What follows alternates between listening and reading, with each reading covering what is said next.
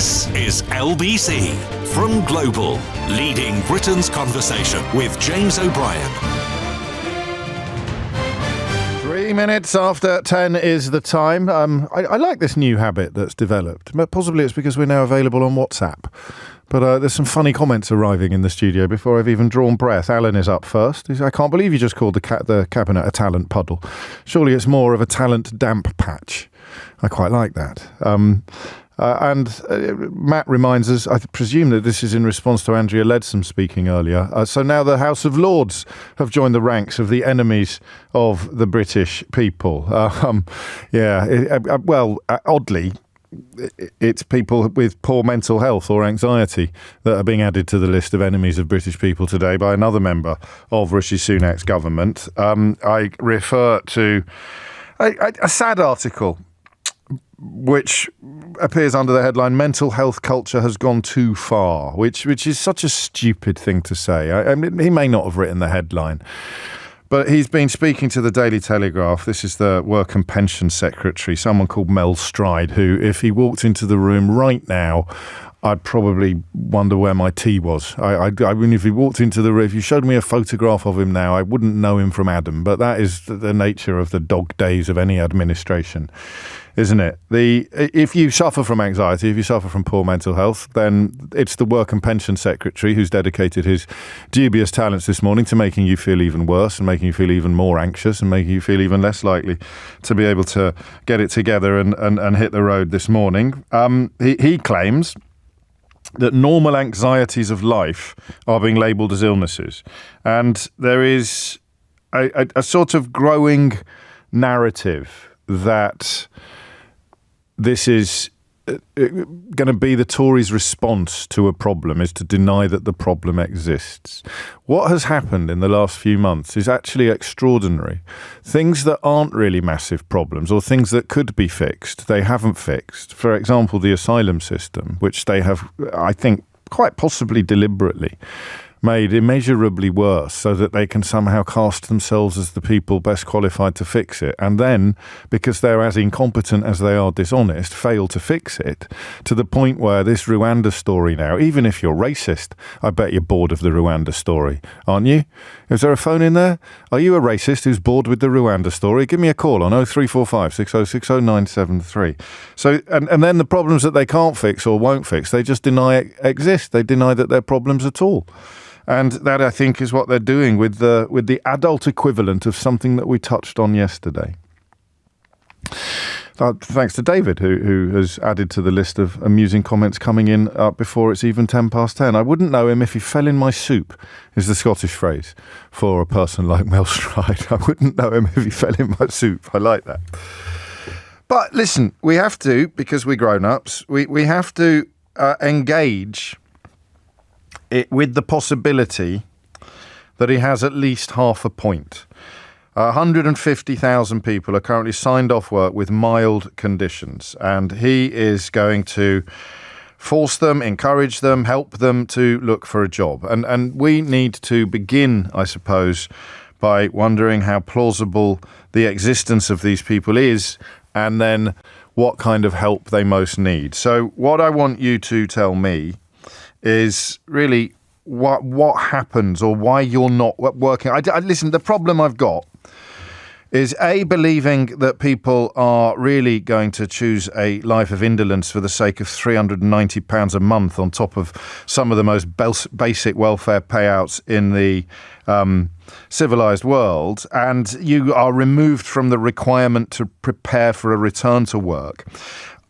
In all the years that I've been doing this job, that one of the things I found hardest to understand is the determination. And sometimes I get bored, by the way, of having always to use phrases like right-wing. But it is always right-wing people who are absolutely determined that everybody else is on the skive or on the lam. You get these mad moments where the fraudulence is revealed in all its disgusting glory. For example, people who don't believe in poverty but do believe that parents who might struggle to find a few extra quid to pay their school fees are victims of a terrible discriminatory conspiracy. I don't know how bent you need to be to care not a jot for people who can't feed their children, but to somehow crusade as a champion of people who claim they may not be able to continue to send their children to incredibly privileged schools. That is just a moral dimension that I lack the capacity to understand. And it goes hand in hand with this belief that anybody who is in receipt of help is somehow dishonest or is somehow lying. Here is a person who needs help. And I think part of the problem, the single most ridiculous contributor to public discourse, and my God, that's a crowded field, is a bloke who writes for the Daily Telegraph called Alistair Heath. The headlines on his articles, I swear to God, you have to double check they're real because you think they've been generated by a sort of parody AI. And these people need to believe that they have risen to positions of prominence through merit and talent, and they haven't. It ties back to private school. The privilege is extraordinary. It's probably something we'll touch on when we get onto the Garrick Club in a moment, but in an hour or so. But the idea that if you have benefited from extraordinary privilege and done all right, you have to persuade yourself that it's a consequence of your talents. I think a corollary of that is the belief that people who have struggled and people who are struggling and people who need help, then they are there through their own fault as well. I know this sounds a little bit unthought through, but I think it's true. I try to understand the mindset of people whose opinions I find repellent. And I make no apology. I'm sure they're lovely people in many, many ways, but these particular opinions I find repellent. Taking aim at people who suffer with anxiety to a point where they feel they can't work. Presuming that if you can find one person swinging the lead, that's evidence that everybody is. That position is so repellent. I try and dig into the psychology of it. And all I can ever come up with is that these profoundly mediocre people who have benefited from a country built on deference and privilege have somehow developed a twin necessity to persuade themselves, A, that they've ended up in the cabinet because they're talented. Jonathan Gullis must look in the mirror and think that he is in the House of Commons as a consequence of God-given talents, as opposed to the complete corruption of our politics undertaken by Brexit and Boris Johnson. It's madness to think that these people stroll around Westminster feeling like masters of the universe. But if you have to convince, so deep down in your belly, you know that you are not very bright, not very talented, you don't understand things, you're not very good at much, you've risen without trace because nobody really wants to go into the Conservative Party anymore, so frankly a gerbil could probably get a job in the cabinet. Nadine Dorries can be Secretary of State for Culture, Media and Sport. So somewhere inside the reality festers, the knowledge, the days of high office being held by gargantuan talents like Ken Clarke, those days are decades behind us. The absolute flotsam and jetsam that populates the cabinet now has to put immense amounts of effort into persuading themselves that they're not flotsam and jetsam. And if you've persuaded yourself that you are talented, you are a beneficiary of a meritocracy, you have risen through gifts as opposed to dumb luck and patronage and privilege, then I think you also have to develop a kind of contempt for people who've fallen through the cracks. You can never admit to yourself that but for the grace of God, you'd be signed off work with anxiety. But you're not, because you've risen without trace due to dumb luck, patronage and privilege. And that, I think, is part of the problem I have with these stories. So this Stride character says, as a culture, we seem to have forgotten that work is good for mental health. Who's forgotten that work is good for mental health? Put your hands up if you've forgotten that work is good for your mental health. That activity, that getting out and about is good for your mental health. Please, hands up now. Anyone who's... This man is the Secretary of State for Work and Pensions. Hey, the most senior political position in the country when it comes to matters of employment. And he's talking through his bottom. It's just gibberish. But presumably the Daily Telegraph have convinced him that there's a crowd that wants to hear this bilge. While I'm grateful to today's much more open approach to mental health, there is a danger that this has gone too far. What's gone too far? You absolute polo. What's gone too far? Caring, treating, diagnosing. recognising, describing, accommodating. I'll tell you the problem with mental health in this country, Mel Stride. It hasn't gone anywhere near far enough, because the effort that is needed to actually improve people's existences, to look after them, to help them get back into the quotidian existence which would make them feel better, is non-existent. And guess whose job it is? Guess whose job it is to fix that stuff? Yeah, it's your job, you prune. It's literally your job to create a society in which people suffering from anxiety stop suffering from anxiety. And you're trying to create a society in which people suffering from anxiety get told to pull their socks up, toughen up, and it's all gone too far. I didn't realise I was as angry about that as I am. And I don't know why, because I have really nothing in this game, no skin in this game at all, except you. Except the messages I have received and the calls I have taken over 20 years from people who are sick to the eye teeth of being told that they've chosen to be in the state of unhappiness that they find themselves in, that they've chosen to be in the state of vulnerability, that they've somehow signed up to be unhappy, to be anxious, to be depressed. They've opted for it, given like a chocolate box of lifestyle choices. They've elected this one. You show me an anxious person that doesn't want to be better, and I'll show you probably a liar. It's coming up to 10:15. So, what's it like? What's it like? What's it like to go to the doctors? Well, here's what he claims, all right? You go to the doctors and you say, I'm feeling a bit down. And the doctor, in 94% of occasions, will sign you off work. This is what the Work and Pension Secretary is claiming. So you go and see the doctor. You're not even asking to be signed off work. You're just hoping that he might be able to give you some advice, possibly some medication, some sort of therapy, or refer you for some treatment. But guess what? He can't.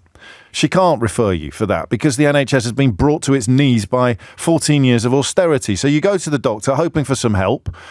Tories have taken away the doctor's ability to give you anything like the help that you might need. And instead, in some cases, they might sign you off work. In which case, Mel Stride pops up and goes, well, that's not good enough. You should be going to work. Doesn't think to address the failures that the NHS has had thrust upon it. It doesn't think to actually make announcements about fixing the poor provision for mental health. The fact that you can barely get a referral unless you're actively suicidal. The fact that you can't actually see anybody who might be able to provide you with the therapy that you need. The fact that unless you can afford to pay for it privately, you can't even get close to the sort of experiences and treatments that will help you get back to work. No. None of that. Not doing any of that. We're just going to start hitting you over the head with newspaper headlines and ludicrous speeches, casting you as chancers and liars and cheats. So tell me what you really are. 0345 60 60 973. Some people's work can, of course, be the cause of their anxiety, the cause of their mental health. I was reading a very, very poignant thread the other evening from someone I know outside of social media, describing the almost impossible task of keeping his bosses happy. Just one of those employers who seems to revel in diminishing and belittling staff. And somehow Mel Stride thinks that going to work for someone like that is easy for people who suffer from anxiety or preferable from not going to work for. So I just find the disconnect between observable reality and political rhetoric. Sometimes I'm almost relieved that I'm still honest enough to feel genuine fury at this stuff. And do you know what the worst thing about this is? You do, actually. You might not remember, but you do know what the worst thing about this is. The worst thing about this is I told you it was going to happen. The worst thing about this is that I told you when they'd absolutely ballsed up Brexit and they'd lost the ability to blame everything on immigration, they'd have to find somebody new to scapegoat for the failures that they've inflicted on the country. They'd have to find some new victims of austerity to blame for the consequences of austerity. And here it is. And here it is. If you want to address the high levels of anxiety and mental health conditions in this country, you need to treat people and look after them. You do not need to tell them that mental health culture has gone too far. You do not need to tell them that they must pull their socks up and stiffen their sinews and get themselves back into the environments that they temporarily find unbearable. If you want to address the epidemic of mental health problems that have been caused in large part by the state of our society, then you have to set about improving the state of our society. And guess whose job that is? I'll give you a clue, it's not mine. Why do you think these vampires queue up to complain and claim that we need a smaller state? Why? How can you possibly claim that we need a smaller state when you're acknowledging the existence of hundreds of thousands of people who desperately need more help? Well, the answer to that question is simple. You acknowledge the existence of hundreds of thousands of people who desperately need more help by claiming that they don't need more help, that they're getting too much help already. And it's just disgusting. And it's taken me, what time did we come on? 3 minutes past? It's taken me 16 minutes to dismantle this disgusting rhetoric with absolute ease. Absolute ease. So why doesn't anybody else bother trying to do so? Answer, because they don't care about you. They don't care. They don't want to believe you. They don't care whether or not you've got anxiety. They don't care about the reality of your existence. They could just, if you've only got 2 gears, you've got forward and reverse. That's it. They're the only gears you've got. So here is somebody I don't really understand, so I'm going to attack them. 0345 6060 973 is the number you need to call right now if you are part of the mental health culture that Mel Stride has gone too far. Tell him and tell me the reality of your existence. And can we look at the idea that if you turn up at the doctor's looking for help, then 94% of the time you'll just be signed off work and sent home. It's 10:19. James O'Brien on LBC. James O'Brien on LBC. I missed this as well. Emma points out they asked to be in charge. All of these people asked to be in charge. She writes, your anger isn't surprising. This is an accumulated frustration with continued, repeated, malicious incompetence from those who actually asked to be in charge. And instead of visionary improvement, we get asset strip tutting from Mel Stride. Who is he?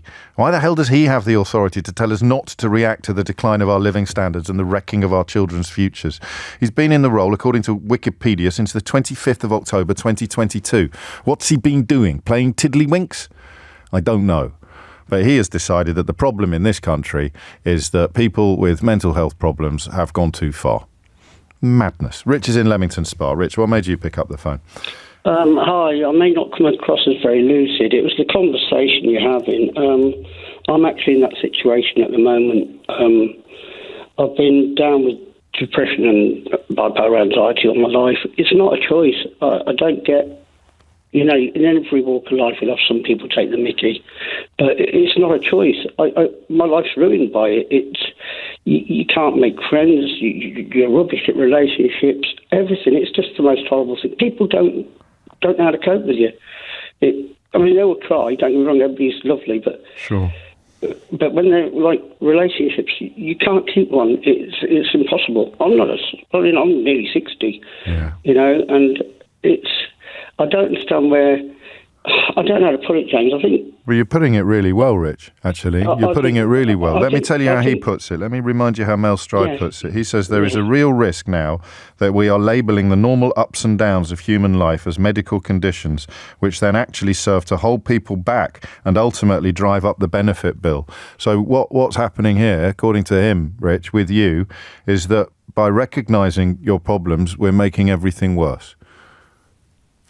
Well, I'll be honest with you, if you don't mind hanging on a sec, but I think it must be 10, 11 years ago, I had a proper breakdown. I've been all my life, but if it wasn't for the services and everything, I wouldn't have made it. My family had to have my 24-hour watch.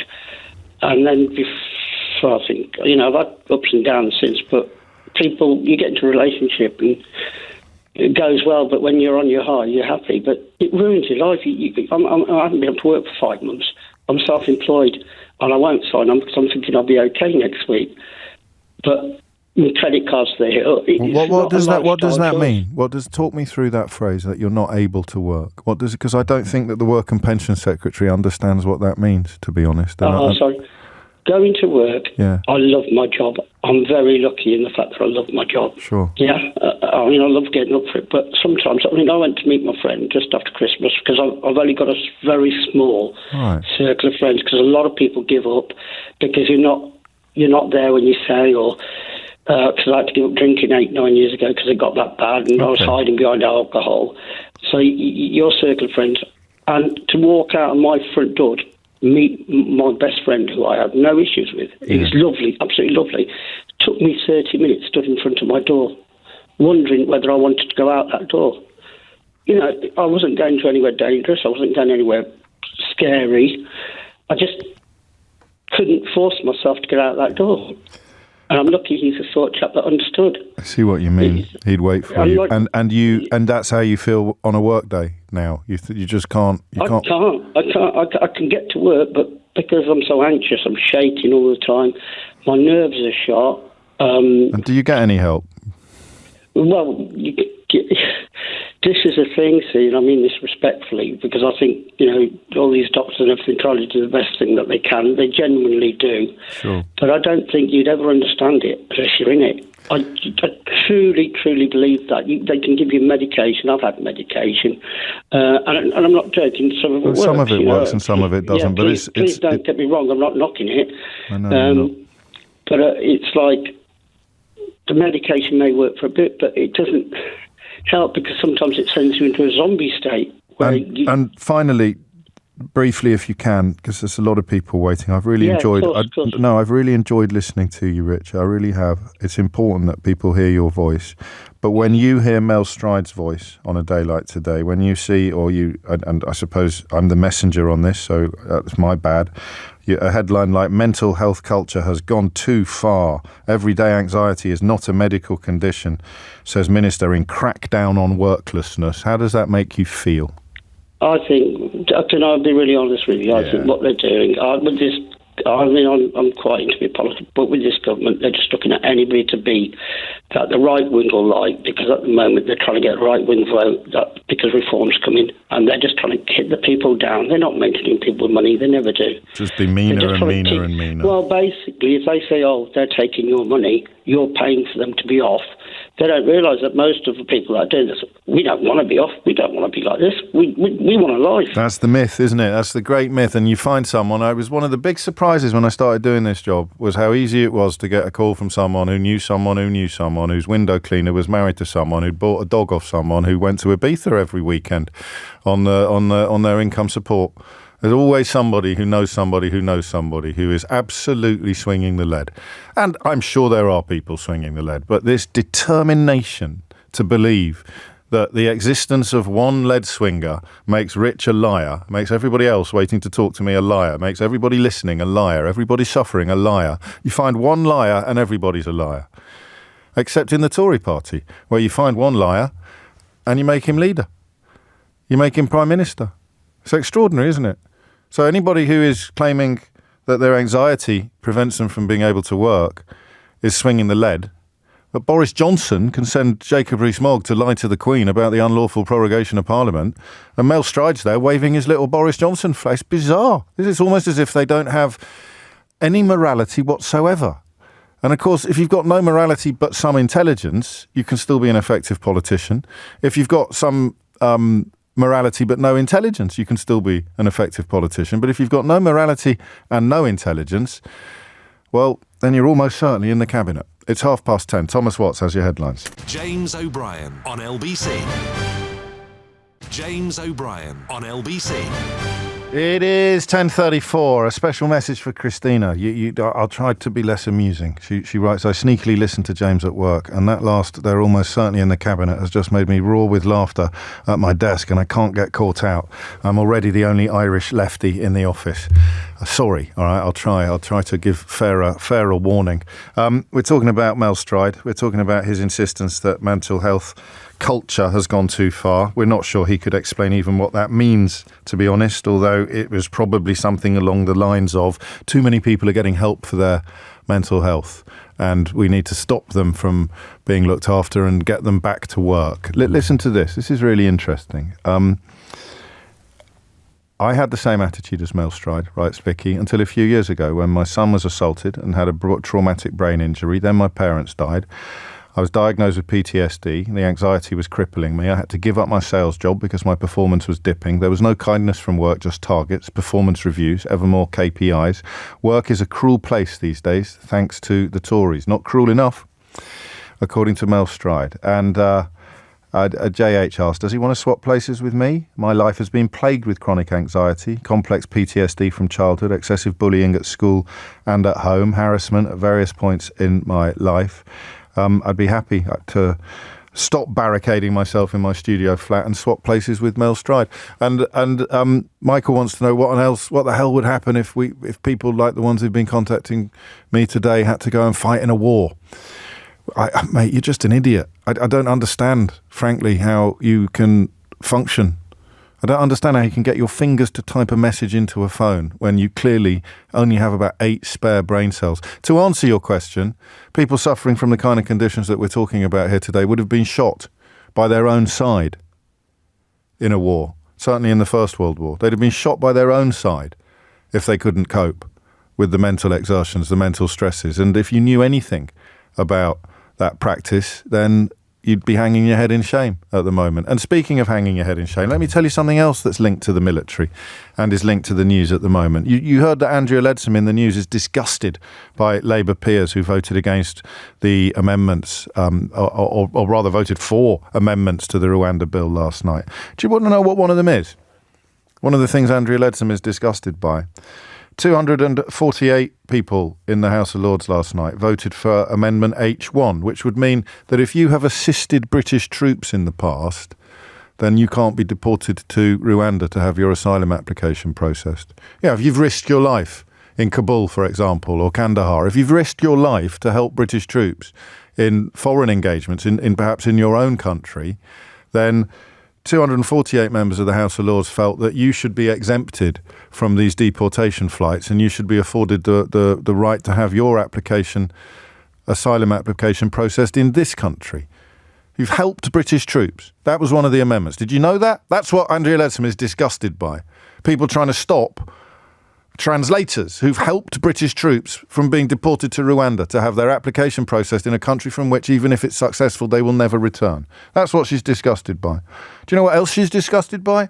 251 members of the House of Lords who voted to exempt proven victims of modern slavery from deportation to Rwanda. She's disgusted by people who don't think that victims of modern slavery should be deported to Rwanda, never to return. She's disgusted by people who don't think that translators and aides to British forces should be deported to Rwanda, never to return, even if their applications are completely kosher.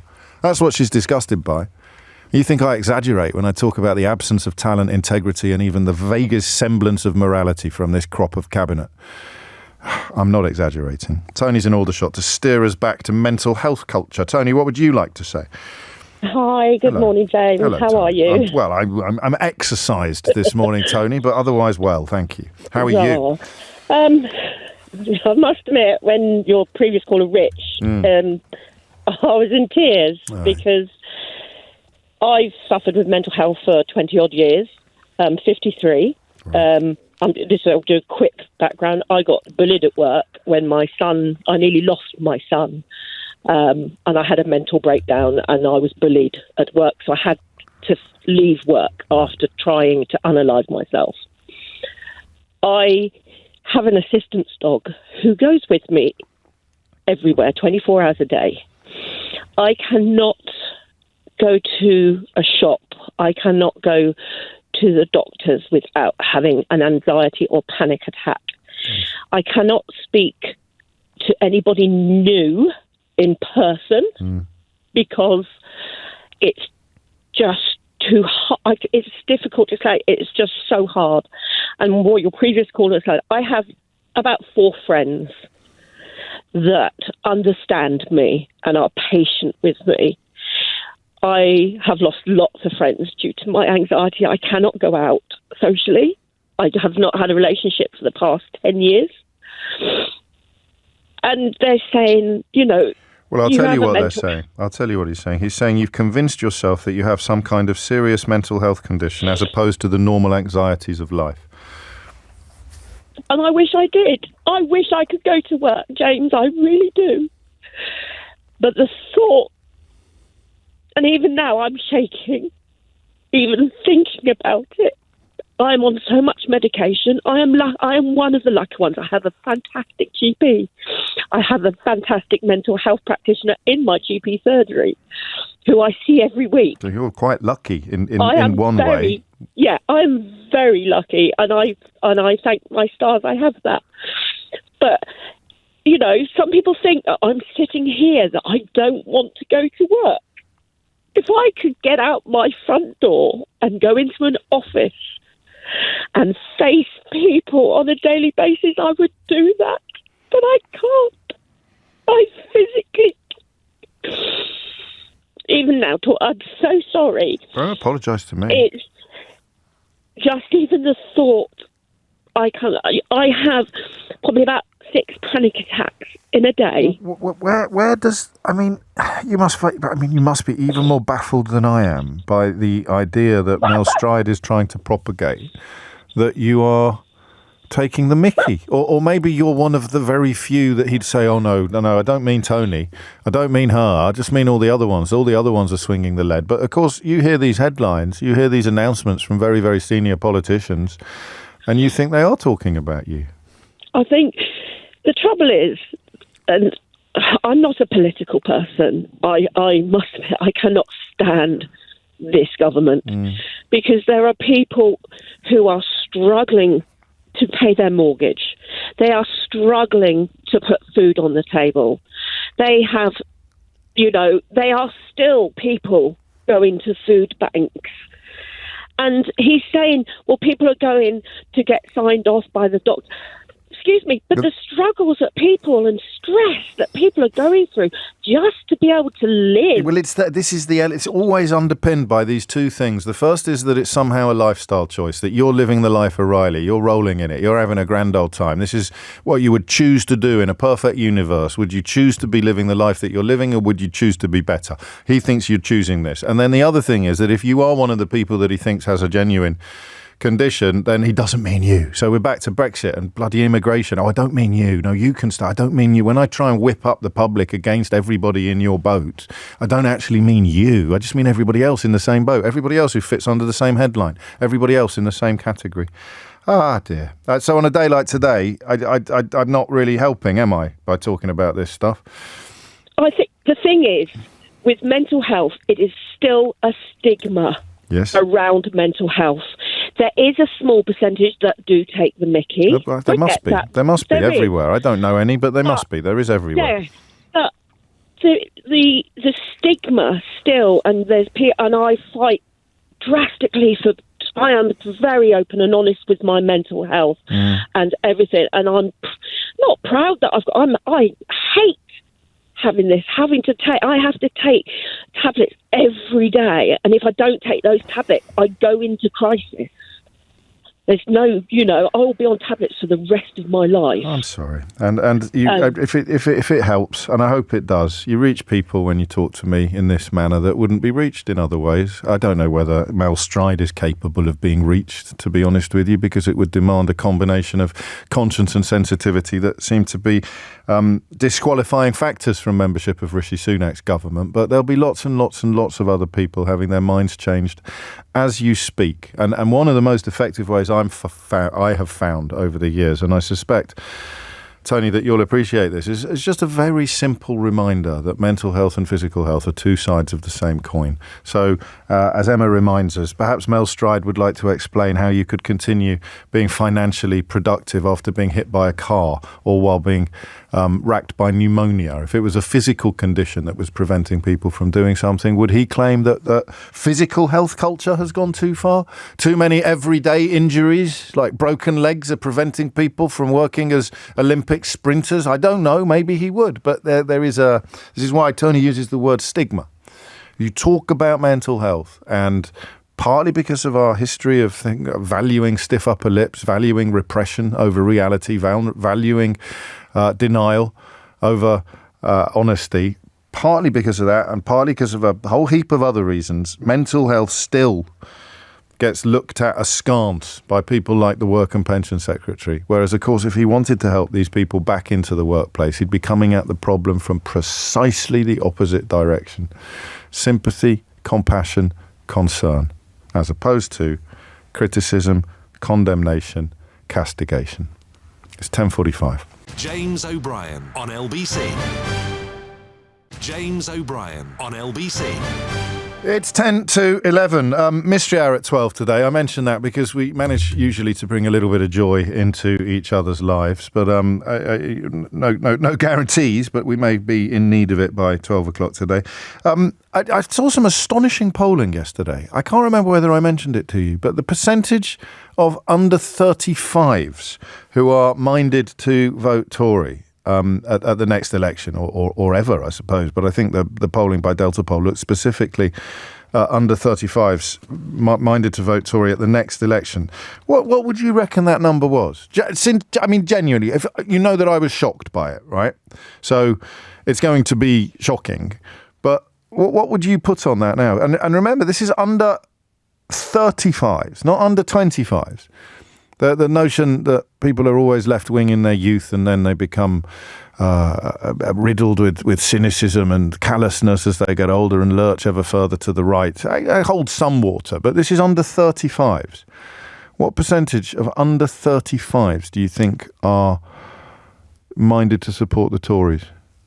I tell you, the Lib Dems and the Greens are on the same very, very low number. But what do you think the Tories are on? It's extraordinary, actually. Don't let me forget to tell you. Back to Mel Stride's conviction that mental health has gone too far. Too easy. I tell you what, he thinks it's a really cushy old life, being signed off work with mental health problems. Thinks that you're doing it because the alternative is too grim. And I just wonder whether or not you recognise that description of your own existence. Simon is in Hartlepool. Simon, what would you like to say? Yeah, well, actually, I'm back at work now after being off, so I've kind of come over the other side a little bit in that regard. Well done. But the whole statement that he makes, it's absolutely ridiculous, and it just feeds into this whole: if one person is found swinging the lead, then you're all guilty, and it brings shame on people who've experienced this, because straight away then when that statement comes out, people will look at it and they'll think, that's me. Am I exaggerating? Am I swinging the lead? And when I was off last year, there's no way I could have worked. My work was fantastic, and I have been fantastic, but it was a really, really difficult time, and I ended up being attempt. I ended up in a psychiatric unit, managed to, kept trying to go back to work because, of course, you're on statutory sick pay, which ain't going to cover anything. Well, just talk us through that, because Mel Stride makes it sound like a lottery win. Oh, yeah, it was fantastic. Yeah, I tried my face up, it was fantastic, yeah. No, because of, obviously, I got a little pay, but then obviously you go on statutory sick pay, and then you end up struggling, then you get behind. I'm behind on mortgage, loan repayments, water, tax, council tax, all that is in arrears that I'm trying to fight back now. I'm back at work. But and in a sense, you're one of the, for people in your position, you're lucky insofar as your employer was both accommodating, understanding and patient. I'll read you something that came in just before you came on. This is from Florian, who says, my last 5 years in the fire brigade, I worked alongside a middle manager who oversaw staff who were off sick with mental health issues. They once said, I don't understand mental health. I've never had any mental health issues. I can't decide if it exists. I mean, prior to the incident, obviously that everything tipping, I consider myself a fairly resilient person. I've never been off sick in my entire life, and I'm 53. Yeah. And so I consider myself a fairly resilient person. But then when a set of circumstances hit you that you can't foresee, and you end up struggling, at that point you feel like you actually physically cannot work. You cannot be in that job at that point. And I tried going back, but I realised, I felt not pressure to go back, but I felt like it would do me good. Yeah. It would do me good if I get back and I'm doing something, but it didn't. And I tried a few times. It was too early. Well, eventually, it's funny, isn't it? You hear me say that the going back to work is, of course, it's good. You're resilient. We're all resilient until we're not. Yeah. And working and going back to work is good for your mental health until it isn't. I mean, this stuff isn't rocket science, is it? Of course, you're healthier when you're at work than when you're not. But the reason why you're not at work is because you're not healthy. You're not healthy. Yeah, and I think that's where I fell into a trap of almost, I assumed that as long as I can get back to work, then I'm going to be okay. And it wasn't the case. Because you make it worse. You're compounding stress with guilt. And you've used the word shame already in a slightly different context. But it is shaming to think, I can't do this. What's wrong with me? And you've got to stop pushing until you get to a place where you don't need to push and you can get back into the workplace. Yeah, and like I said, I'm back at full time. I've been back at full time since the middle of November. Fantastic. And I've kind of still going through stuff, obviously, and working on stuff. Of but course you know, definitely come through the other side of it. You're the poster boy. What did you get? You got help, you got support, you had an understanding employer, you got some help from the state, although it wasn't enough, and it probably compounded some of the problems that would have increased. You mentioned that you're still having to sort of pay your way back from arrears in various areas. So the help you got you back to work. But if I was Mel Stride, I'd be thinking, how can we help more people? How could we have helped you more? How could we possibly have got you back quicker? Or even perhaps got you back without having this backlog of debt, which you're now going to have to work towards, because debt can be one of the most stressful factors in anybody's life at the best of times. Yeah, I mean, it compounded it, and I did feel an internal pressure to get back to work because I couldn't afford to be off. And that's the worst. That's the most pernicious element of this rhetoric, isn't it? That you're minted when you sign on. You're minted when you're getting your £390 a month on top of your basic welfare payouts or whatever statutory sick pay. Simon, thank you. Just briefly, I know you've used the word shame, but a headline like this, mental health culture has gone too far. You mentioned it makes you think that he's talking about you. What about the idea that some of the less generous or open-minded people around you also think that this is about you? Does that come into your reasoning at all? Do you know that notion of stigmatization? He's almost trying to stigmatize you. I think in my case, no, because work and my friends at work were aware of what had gone on and the attempt, etc. So they knew this wasn't just. Yeah. They didn't look at me and think that guy's swinging a leg. He's pulling a fast one or whatever. Just lucky you didn't work with Mel Stride, aren't you? No, I mean I work in mental health, so I see clients every day, and it's so I've got a kind of a two different perspectives on it, really. Working with people who are struggling and then having struggled myself. Well, at least that means the people around you are going to recognise the reality of it when they see it. Simon, thank you, and good luck as well, mate. 10:57 is the time. John's in Chippenham. John, what would you like to say? Oh, hello, James. Hello, John. Yeah, I actually called. I've just been speaking to your producer, who is absolutely lovely, I have to say. Really? And hoped I might be able to sort of give some. Well, you take your time, mate. Take your time. Thank you. Because I'm not doing so well today. Okay.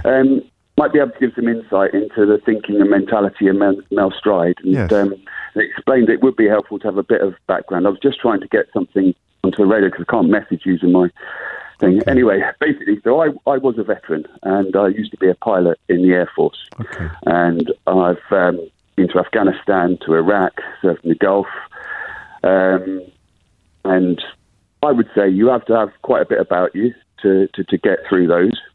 Have to have a reasonable constitution, and I've sort of suffered some toughness. Yes. That's not the case anymore. I know, I would consider myself to have had a reasonably granite-like constitution, and that can just evaporate overnight. So to your contributor who was saying about what would these people do if they had to go to war, I can tell you, it's quite possible to do all of that and end up in the situation that most of your other callers have so wonderfully articulated earlier on today. Yes. And I think one of the points that I would say is that the experience I have now, I would probably say that years and years ago, when I was a much younger man, and I think this might be something you can relate to, I was probably on the right of sort of slightly right of centre of political ground. Yeah. And so I have that kind of understanding, and it was probably maybe similar to you. It was therapy after sort of things started to go wrong. Just to be clear, I was never right wing. I benefited enormously from therapy for a whole heap of reasons. Well, I was only right wing in the sense that I thought you could stiff up a lip your way out of trouble, and that if you okay. And I'm not saying I was right wing either. I'm just saying that that's what we mean in this context. You sort of tougher mindset. Like, I think you talk about obesity was your thing that you regret now, isn't it? Yeah, one of them. And sort of like, I was a fitness fanatic. I thought anybody could sort of like, do you know what I mean? So, and it was therapy. What the point was, the most important point of this is that, over a long, long period of time, with a lot of help from a lot of people, things have come out. That I'm autistic, didn't get diagnosed till I was 47. Right. I've got CPTSD. And the one thing that I realised is how emotionally closed off I was to so much. Gosh.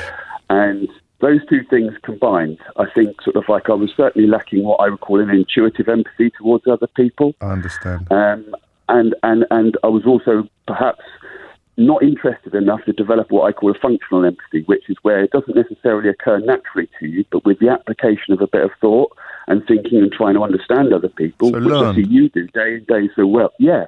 Think, I'm like you've said recently, you've been discussing race. And, it's almost impossible for somebody who hasn't grown up black to understand what it is like to live with that every day. But once you expose yourself to enough of those experiences, you maybe can start to sort of like get a semblance of it.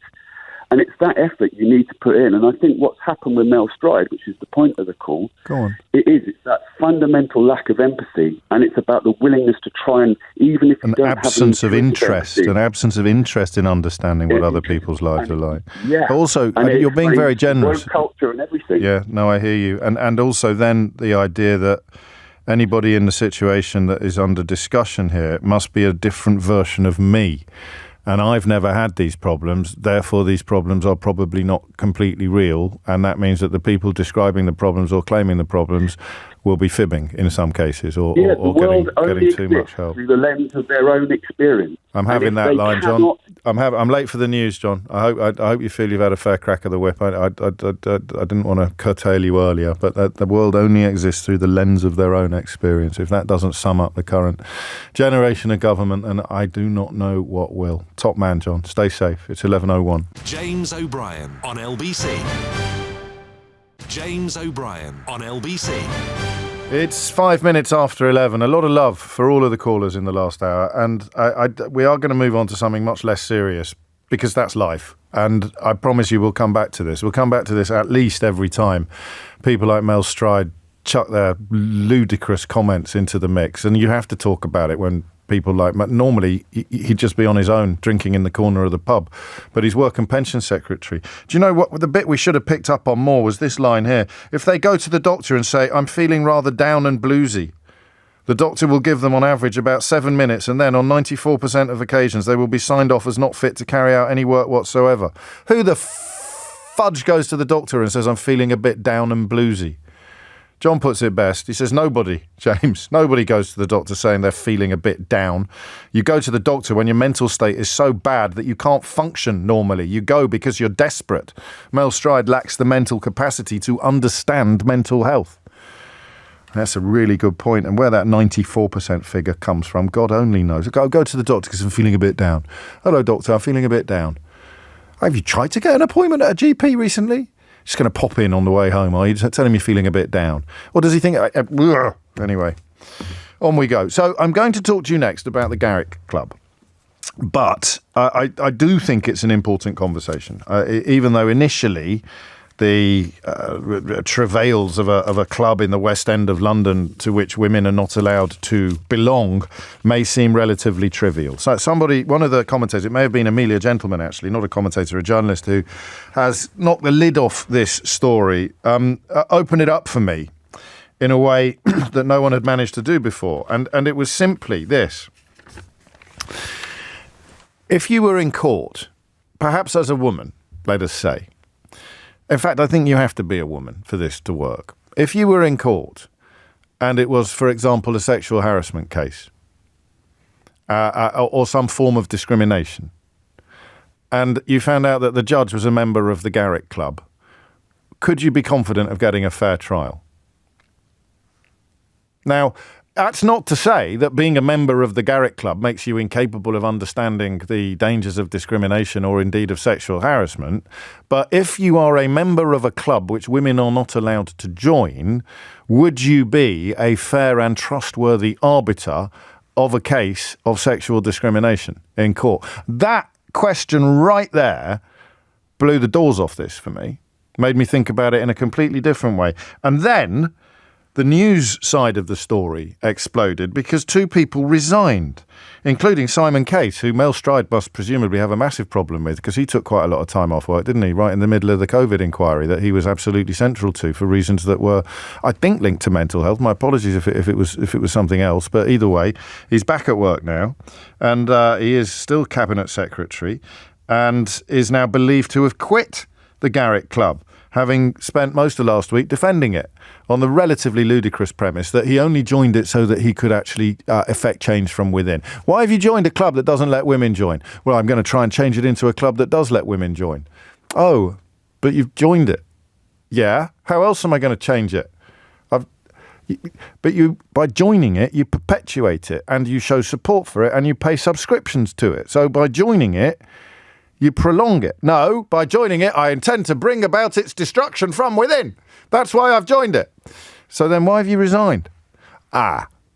These people, honestly, these people, they're just extraordinary. Also, the head of MI6 apparently resigned after a row about all-male membership. Now, I don't want to sound ungrateful, but if you're thinking of texting me or ringing me to say, what about the WI? Then you're probably listening to the wrong radio program, all right? If you honestly think that in a patriarchal society of entrenched inherited privilege, in a country where crimes against women are neither investigated nor prosecuted with anything like the rigor that they should be, in a country where within my lifetime it was still impossible to rape your own wife in British law, if you don't understand the nature of inequality between men and women, then you're the kind of person that might ring this radio program and suggest that the Women's Institute is a comparable institution to the Garrick Club. But you would be on the wrong show, all right? Just to be 100% clear about that. Similarly, if you're thinking of using the phrase, it's political correctness gone mad, then you are listening to, well, no, you're listening to the right program, but you just need to sit down and be quiet and pay more attention to what other people are saying, okay? 10 minutes after 11 is the time. Because there's a letter in the Telegraph that I want to read to you. And then I want you to tell the person that wrote it essentially whether he's right or wrong, or why he's right or wrong. I am a member of the Garrick Club. My wife approves, and she is a guest. I don't know why I'm doing this voice, but I think it's probably accurate. I am a member of the Garrick Club. I am a member of the Garrick Club. My wife approves, and she is a guest there on a regular basis. I have to give you a quick heads up. At some point in the next 5 minutes, I am going to have to say something along the lines of some of my best friends are members of the Garrick Club. Maybe not best, and maybe not that. One good friend of mine, at least one good friend of mine, is a member of the Garrick Club, and I have lunchened. Is that the correct verb, Keith? You know about these things. I've lunchened there. I have lunchened at the Garrick Club. I am a member of the Garrick Club. My wife approves, and she is a guest there on a regular basis. There is a spirited debate going on as to whether we should admit lady members. I am not in favour. Many other members disagree with me, but so far we have not fallen out and are unlikely to do so. I wonder why the rest of the world is so keen to resolve this matter for us. What has happened to the old principle of live and let live? Watch with interest by all means, but please let us resolve the matter in our own way and in our own good time. Now, I don't think you would be absolutely scunnered to discover that 10 years ago I probably would have thought he had a point. I wouldn't have felt that this was an urgent case. But 10 years later, I've got a problem. 10 years later, I don't want to go anywhere where my wife's not welcome. And I don't mean that in a soppy way. And I'm not really the kind of chap who feels comfortable describing how he is actually a feminist. I mean, I am. I try to be in most ways. And I'm not looking at it through the eyes of all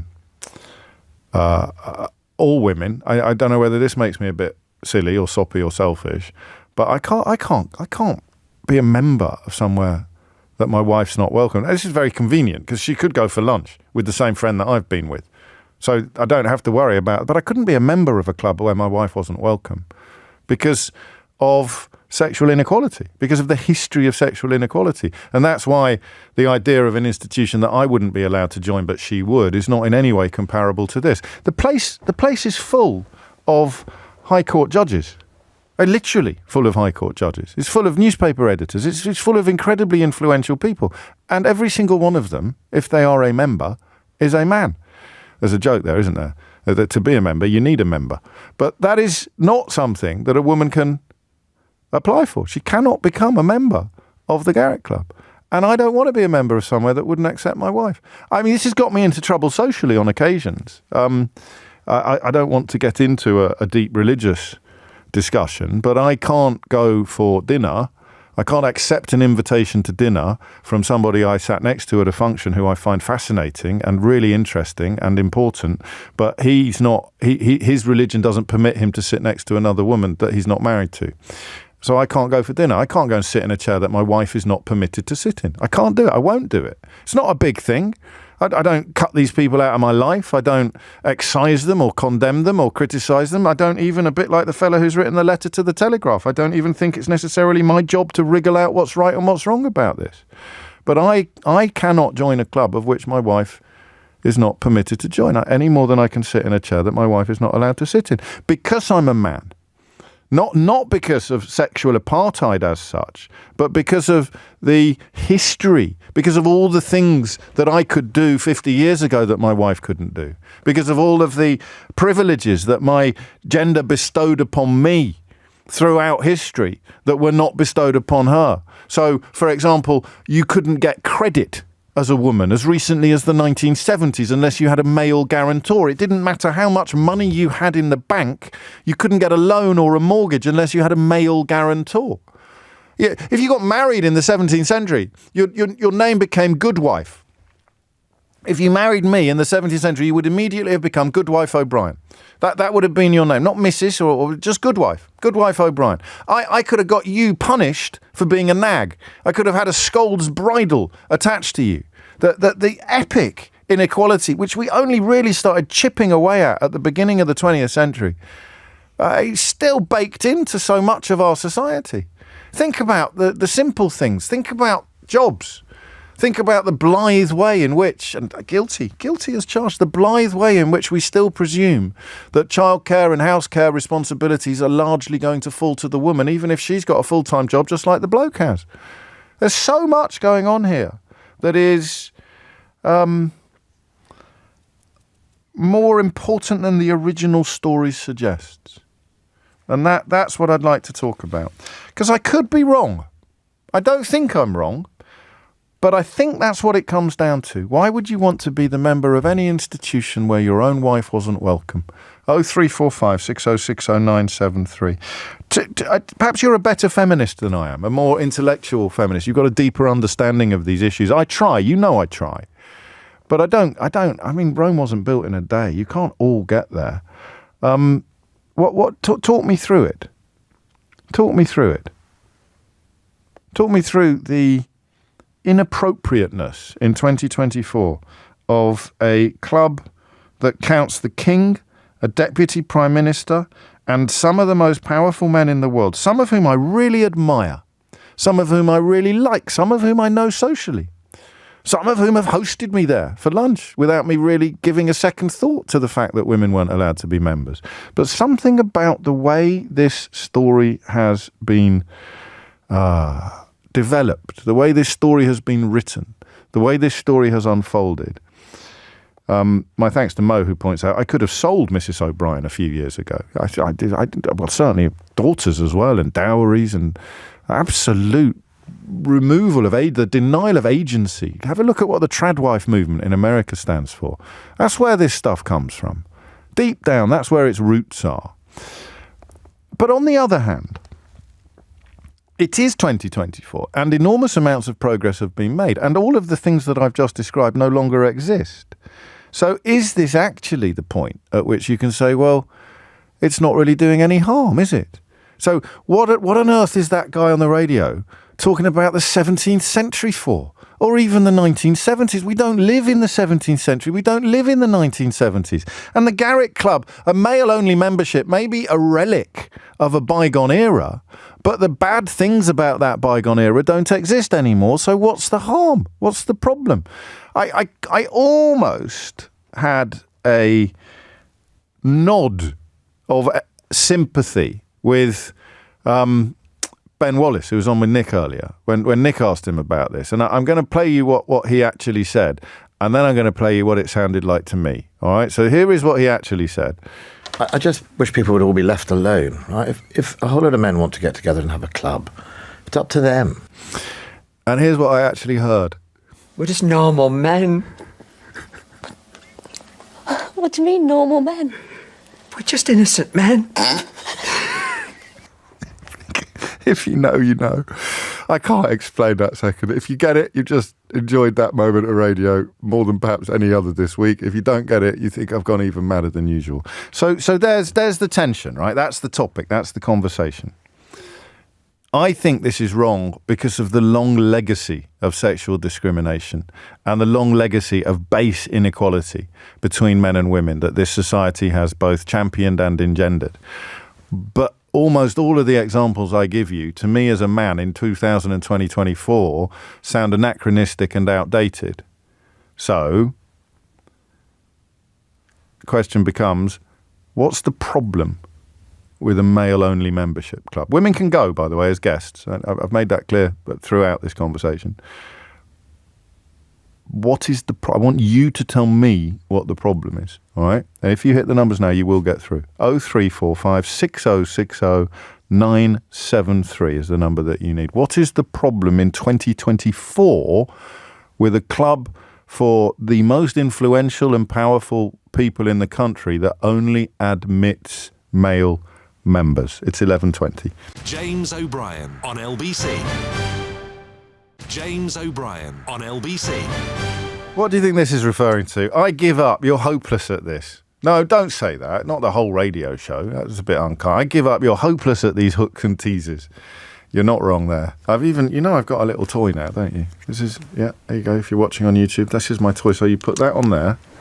And then I say, what percentage of under 35s do you think are minded to vote Tory at the next election? And I take it off and I put it in front of me, which means that I'll look down at some point and I'll go, I must remember to deliver the conclusion to that inquiry. And I will say to you, 7%. 7%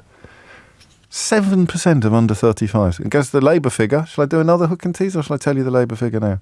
What would you prefer? Hi YouTubers, by the way. Don't forget to ring that bell and subscribe. 70%. Labour, under 35s. This is, I think we could be, and I know everyone's very cautious, we could be upon the edge of epochal change to UK politics at the moment, partly because, and this is a conversation that so few people are ready to have yet, but partly because the Conservative Party has reached critical mass. You know, either you think that all of the country's problems can be solved by being even more racist, in which case there are parties to the right of you, or you realise that all of the country's problems have been caused by you, in which case you're stuck in the Tory party. Everybody else, and if you're under 35, apparently this is even clearer, 70%. Labour, 7% Tory. So, the Garrick Club. Male-only membership in 2024. I can see all sorts of problems with it, but are they problems born of history rather than modernity? Sal's in Paddington. Sal, what would you like to say? Hello. Hello, Sal. That's certainly my take on it. Do you know when the last women's-only club was founded in London? No. 2018. Yes. But that's and it's called the Albright after Madeleine Albright. Yeah. Now, hang on. Why does that matter? Why is that relevant?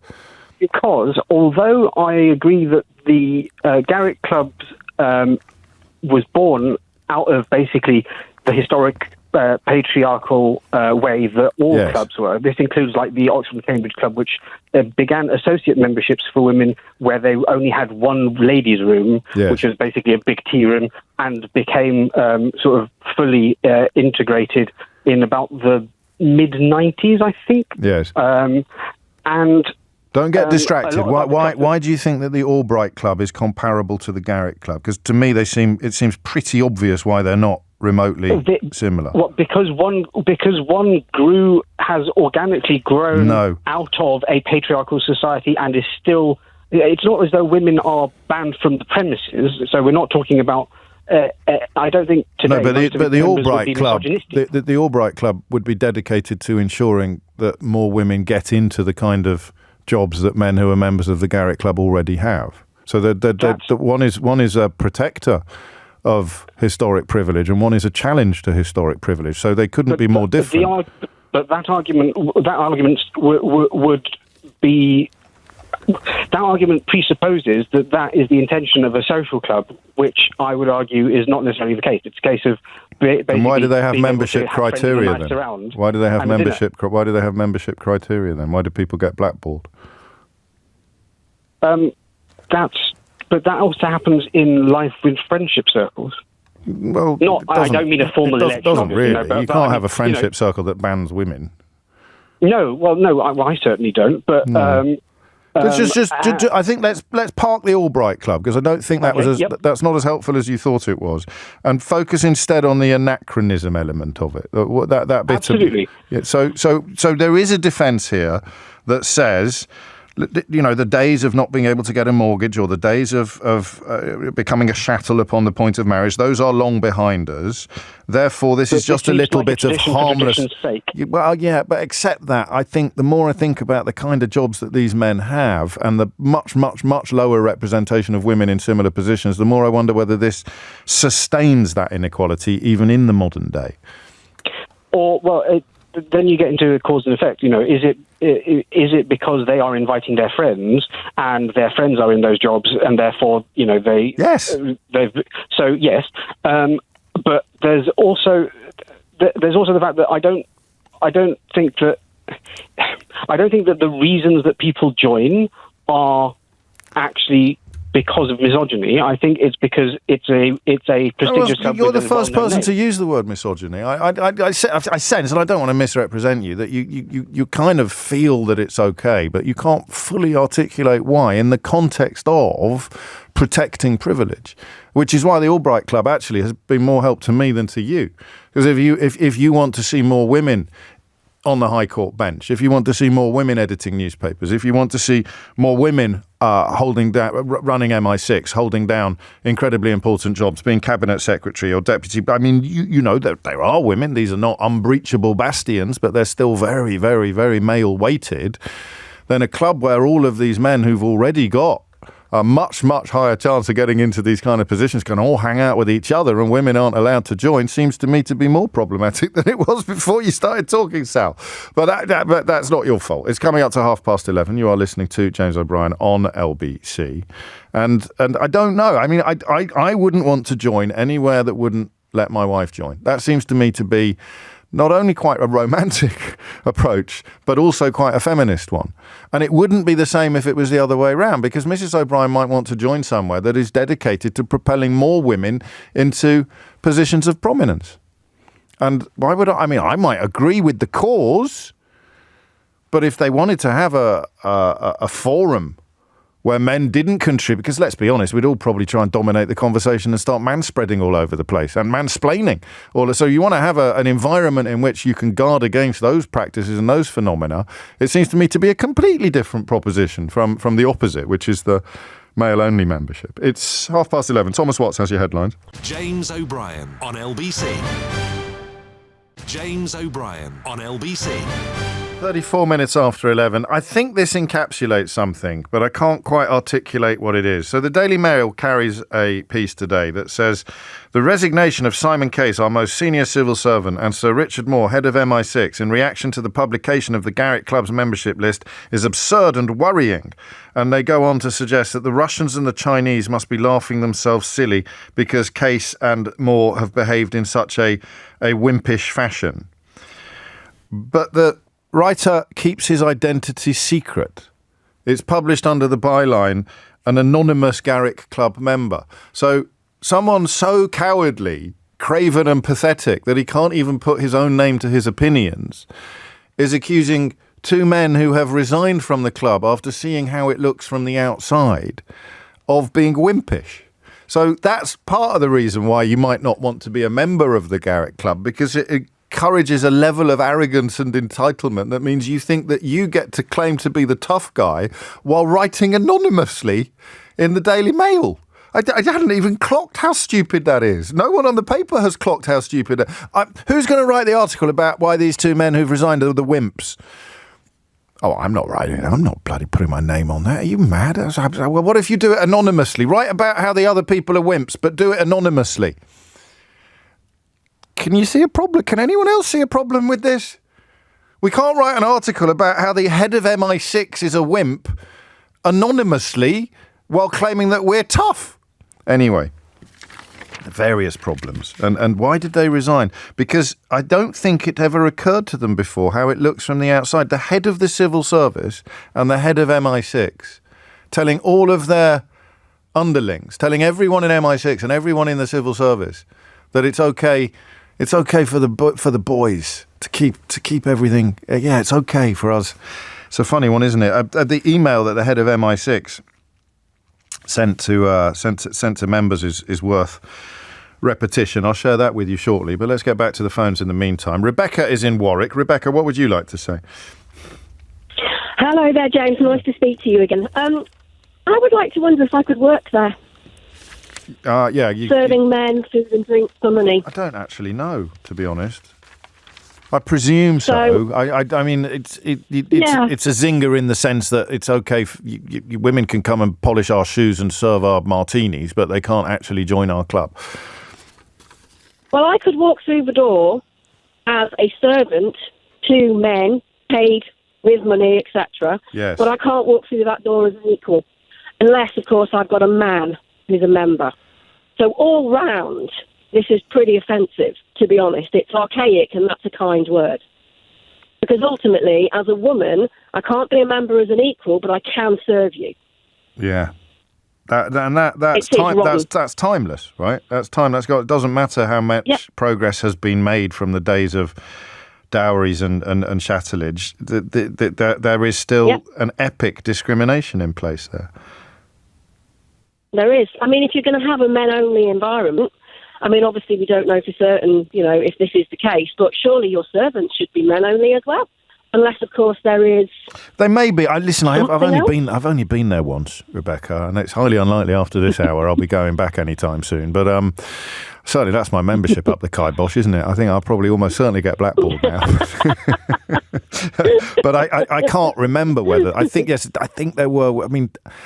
I think there were women staff there, and that does send an incredible message out. Because I actually feel like you would have noticed if there weren't.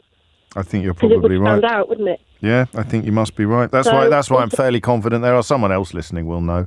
And there it is. I mean, in a nutshell. So how these two men in particular, the head of the civil service and the head of MI6, could have not realised how obnoxious it was is a question for the ages. There is an extraordinary saga here. Richard Moore, the head of MI6, sent a letter to staff. To be fair, I've almost got some sympathy for the coward in the Mail who hasn't even got the guts to put his name to his own article. But the head of MI6 sent a letter to staff explaining that he had tried to resign last year. He tried to resign last year when the controversy over the club's women's problem surfaced once again, but he'd been persuaded by its chair to stay until a new vote on the matter. So I tried to resign, darling, but I just couldn't. It's a bit like when Withnail and I went on holiday by mistake, isn't it? I'm in the club by mistake. I've joined the club, but I've not resigned, although there's some sense there that if he was determined to vote for women members, that's a fig leaf as well, isn't it? I'm a member of a male-only club, but I voted for women to be allowed in. They're not allowed in, and I'm still a member. Riddle me that. He is understood to have admitted to staff at MI6 that his membership of the club was a bone of contention even within his own family. So this is Rebecca's point and my point. But he's still in it. And he had made a commitment to colleagues that he would not use the club socially until the ban on female members was lifted. I think it's quite cheap to stay there. I think the rates are quite preferential if you need a bed for the night. And then, a couple of days later, he resigned. The email did not satisfy his colleagues. His decision to resign is understood to have come after several discussions with an internal group known as Women in the Secret Intelligence Service. The issue has clearly been sucking up a lot of time when MI6 might otherwise have been working on what its website cites as the three core aims: stopping terrorism, disrupting the activity of hostile states, and giving the UK a cyber advantage. So he has now gone. Amelia Gentleman has done some extraordinary journalism over the last few years, and all of it comes from a place of principle that's almost absent from every other corner of Fleet Street, it sometimes seems. And here's another example. Caroline's in Leigh-on-Sea. Caroline, what would you like to say? Hi, James. Hello. When you started this conversation, you said, this is I don't know, you might have not said light-hearted. I don't want to take away from the serious of the previous discussion about mental health. But I'm seeing very much a link and a segue into both of them. They're very much linked. Yes. I had to stop myself from calling you on the last one because I'm supposed to be doing things and I couldn't help but stop and talk. You can't blame it on me. You can't blame me for your inability to focus, Caroline. It's quite personal because I'm in the middle of hoovering. Okay. So that's allowed. That's allowed. You're not hoovering at the Garrick Club by any chance, are you? Just to bring Rebecca's call front and centre once again. Exactly. One of your previous callers on the last conversation, I think it was your last caller, was talking about how the likes of Mel Stride's comments come from a place where they have not thought or had experience outside of their world. Yes. How can they appreciate this? My concern, my issue with this type of male club is, and I don't want to feel like I'm generalising, but I can't help but think the people in that club are going to have very similar views. And what sets them apart from other male-only clubs, and I'll give an example in a moment, is that they are in a position of power and influence. Yeah. They are making decisions, or they are in a position to make decisions that affect the many.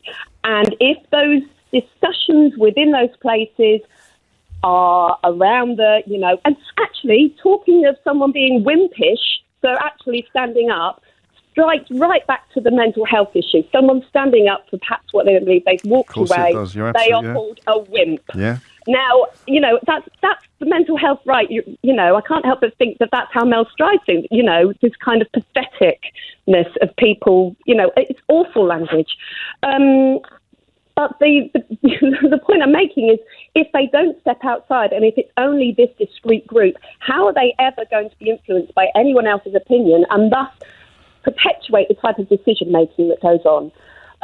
I like your reasoning. I challenge one thing. I don't think that I don't think you're going to have a very homogenous set of opinions inside the building. Although they would all agree on one thing, and that is the desirability of being a member of a club that doesn't let women in.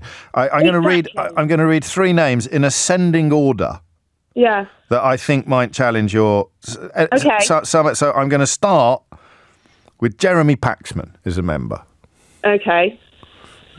Has that changed your view at all? Really? Okay. Next. Ready? Mm-hmm.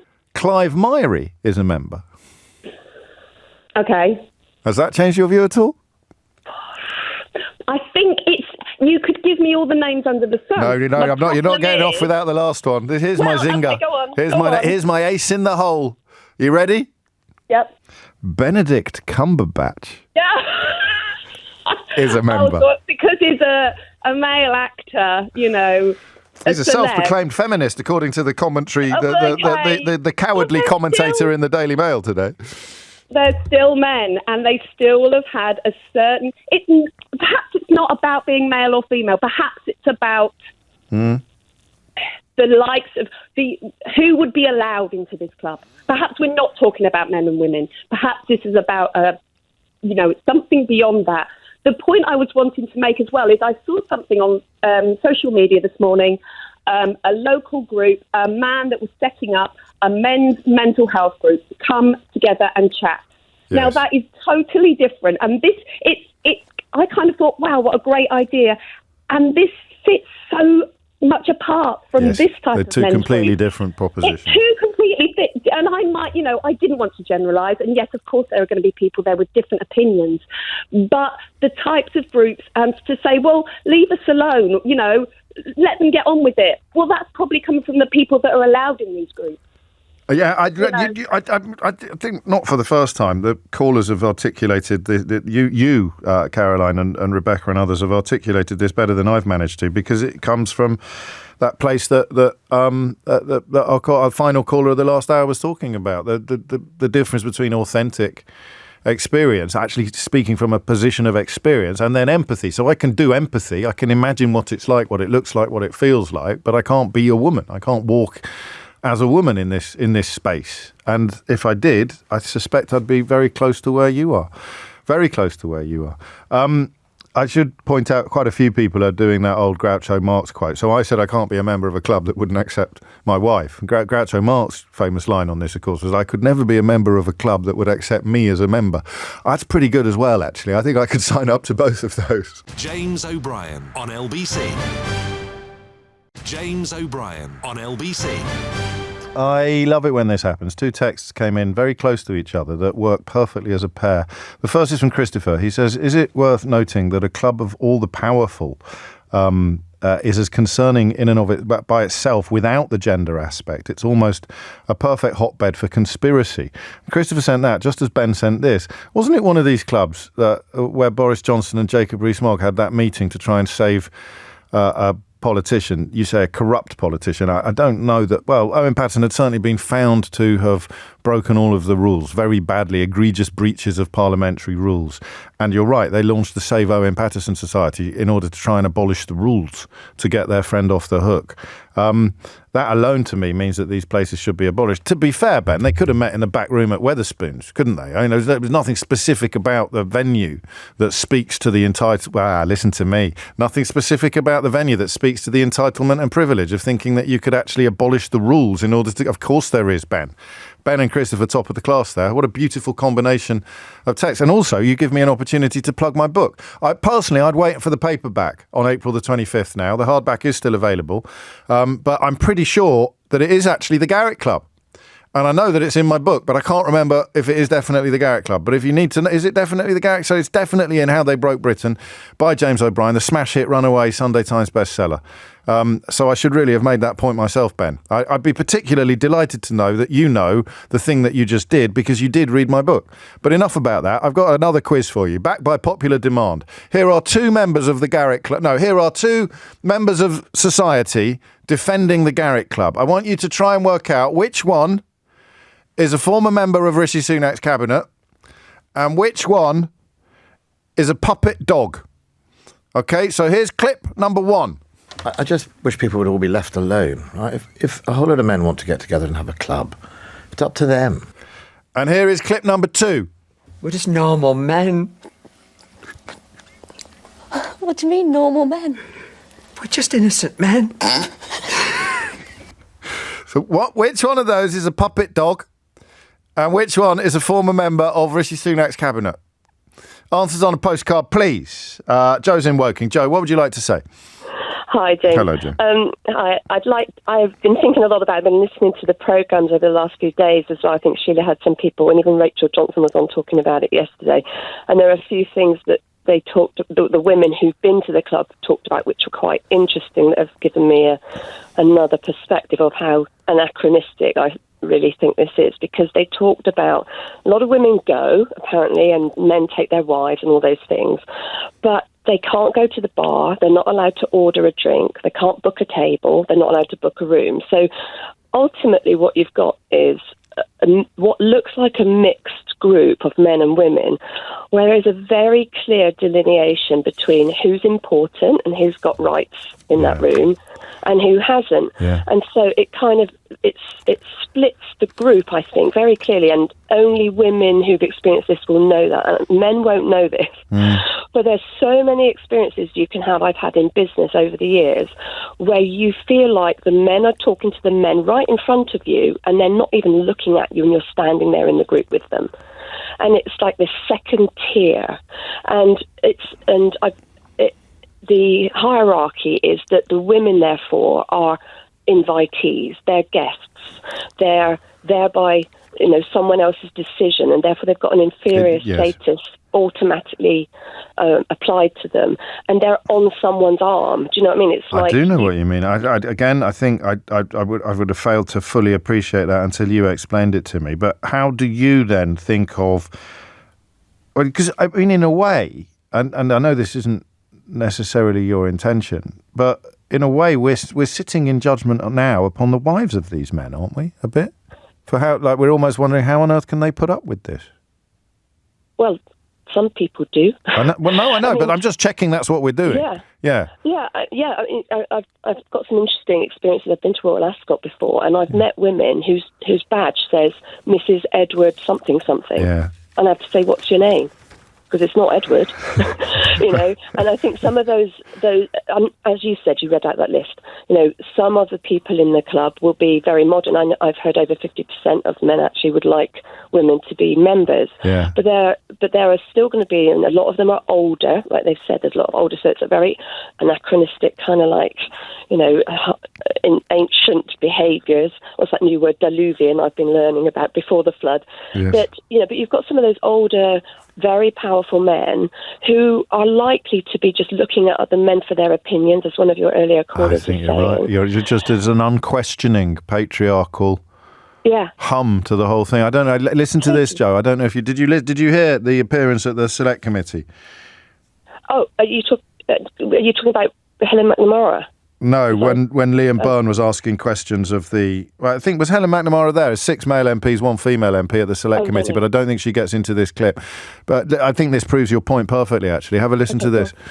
But can you foster a genuine culture of inclusiveness while being a member of an all-male club like the Garrick? Is that a good signal to send to the machine? I have to say my position on this one is also clear, is that if you believe profoundly in reform of an institution, by and large it's easier to do if you join it to make the change from within rather than chuck rocks from the outside.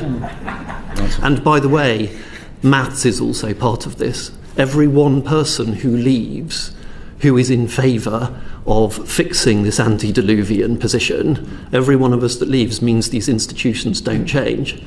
I think when you want reform, you have to participate. Here. Yes. You wish to declare an interest? Yes.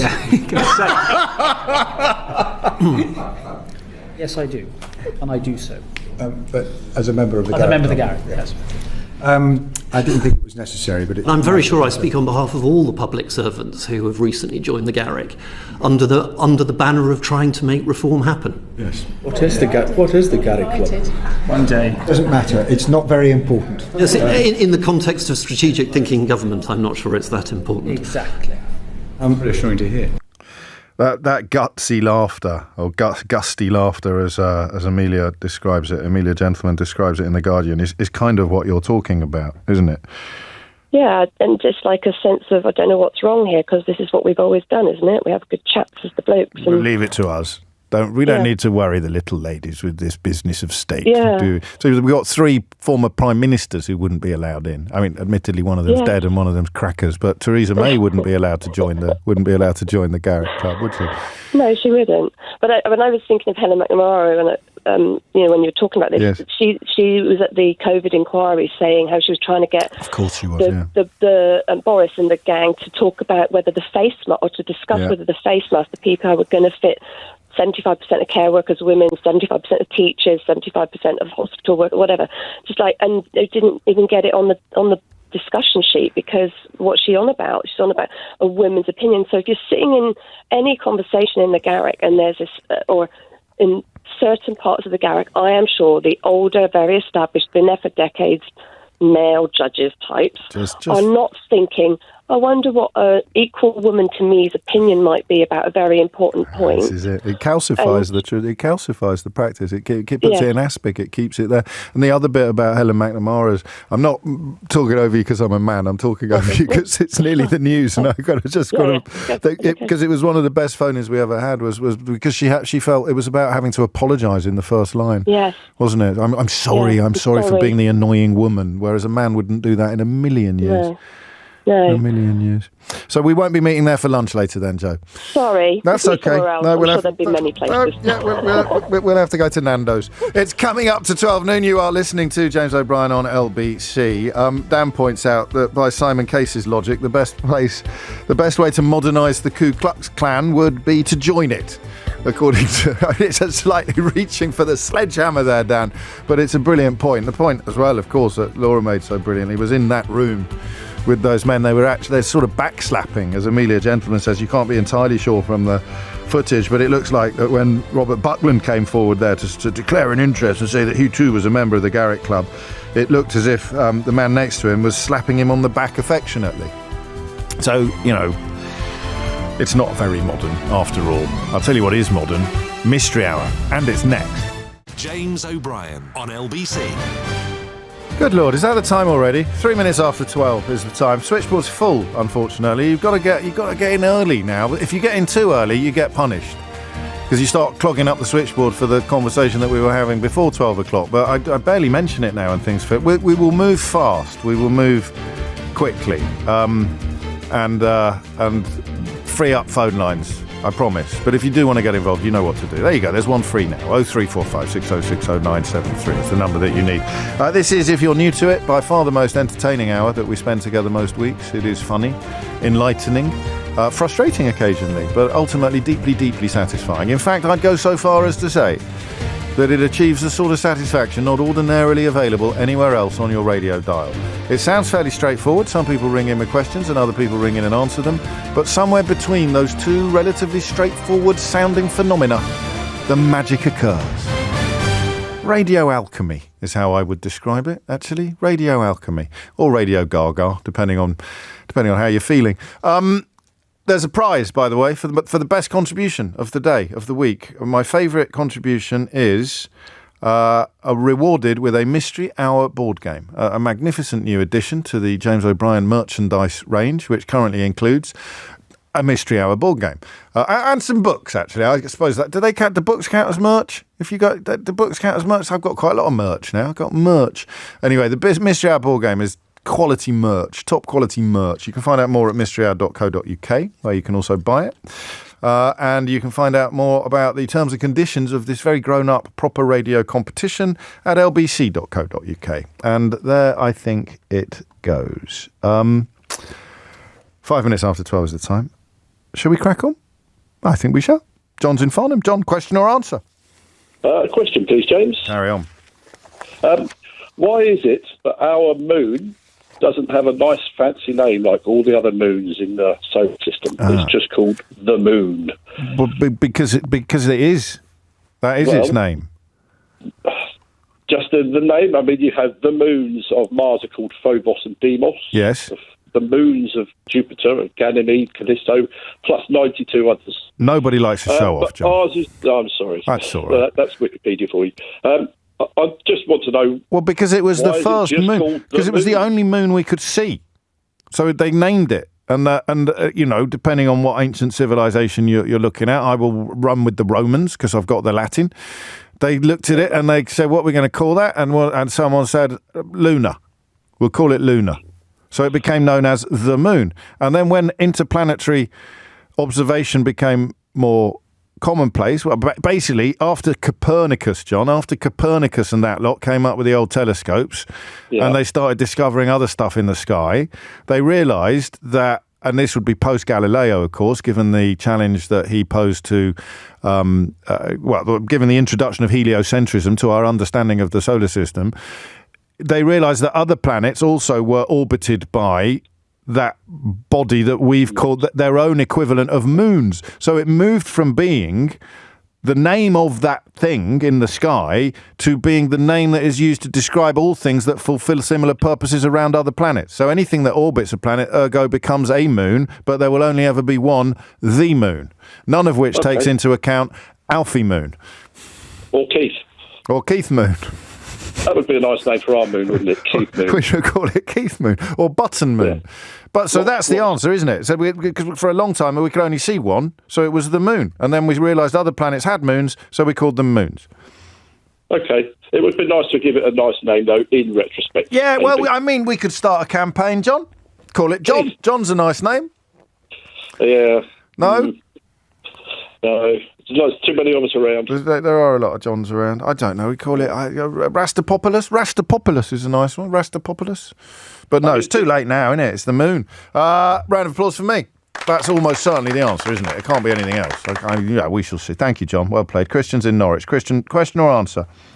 Oh, hi, James. I've got a question. Oh, yes. But can I just add, just a comment on your merch conversation? Of course you can, yes. I don't like to talk about my merch, but you can, yeah, of course you can.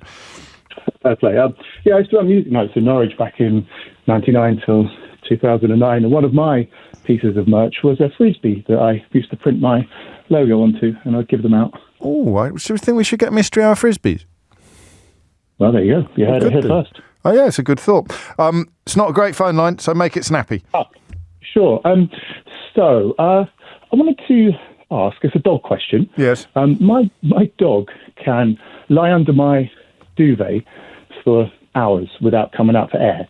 But if I go under the duvet, I last about 2 minutes before gasping for oxygen. How can my dog, who, has a different kind of perspiration technique, sit under my duvet for that long without needing oxygen or clear air?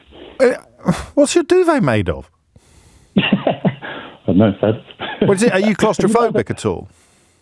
No. Because I can stay under the duvet for longer than you. Have you tried?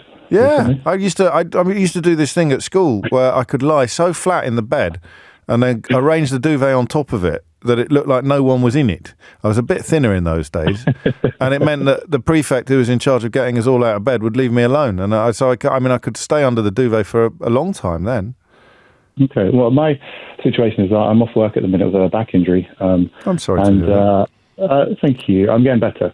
Anyway, and so I'm sleeping downstairs because the sofa is big enough and it's more comfortable than our softer bed, let's say. And the dog's up and down every hour, getting under the duvet and then going up. Well, I'm not sure that we've stumbled across a scientific phenomenon here, but on the off chance that we have, I'll put it on the board. It's an odd one, isn't it? Why can Christian not last very long under his duvet, but his dog can? And the premise upon which the question is predicated is that the oxygen supply to the brain is somehow I don't know. Chris, I'm not going to lie to you, mate, and I know you're a bit poorly and everything. I can't believe you got on with this. I tried last week and didn't get on last week. Yeah, well, you could have taken the hint, man. Yeah, you might remember a question I asked about 2 years ago. I might not. About dry and wet volley in tennis, and someone called up and said, no, it's not a dry volley, it's a dry volley. Yes, and, I do actually remember that. And here you are, still. There you go, eh? That is, everybody likes, nature loves an optimist. I certainly love an optimist. Thank you, Christian, I think. Joe's in Warrington. Joe, question or answer? It's a question, please. Carry on. Okay, I'm going back about 40 years to my first sex education class. So I'm going to make you squirm here a bit. Yep. The teacher explained to us all about the sperm racing towards the egg. And she said to us, the first sperm to get there penetrates the egg, and then the egg hardens, and then no other sperm can get in. Right. And immediately, one of my classmates said, but what if two get there at the same time? And we all laughed. And the teacher said, that never happens. And he said, well, what if it does? And she said, it never happens. And that was it. She wouldn't move on, sort of thing, from that. But it can happen. And then, I would have thought it can happen. Oh, no, maybe it can't. I don't know. Go on. And then, about a couple of weeks ago, I was just talking about something else and just reminded me of that conversation. I thought, is there somebody out there, a doctor or something, who can say, it can never happen, or if it does happen, this happens, or, you know what I mean? So, is it true that an egg can never be breached by two sperm, the same egg? Yeah, because it must take a certain amount of time for it to harden. That is an excellent question. Sorry. Very good. No, it's awful. No, I shouldn't actually have done that. No. Okay. Yeah, I don't remember the hardening bit.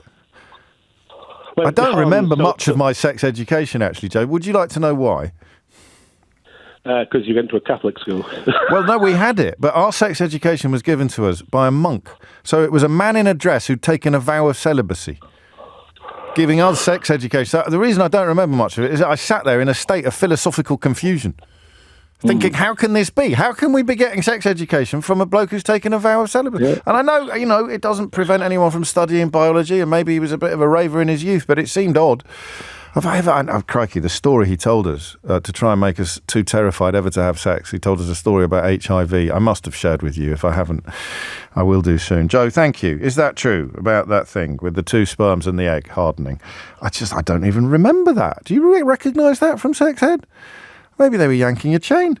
Walker's in Nelson. Walker, question or answer? Hello, James. Question, please. Carry on, Walker.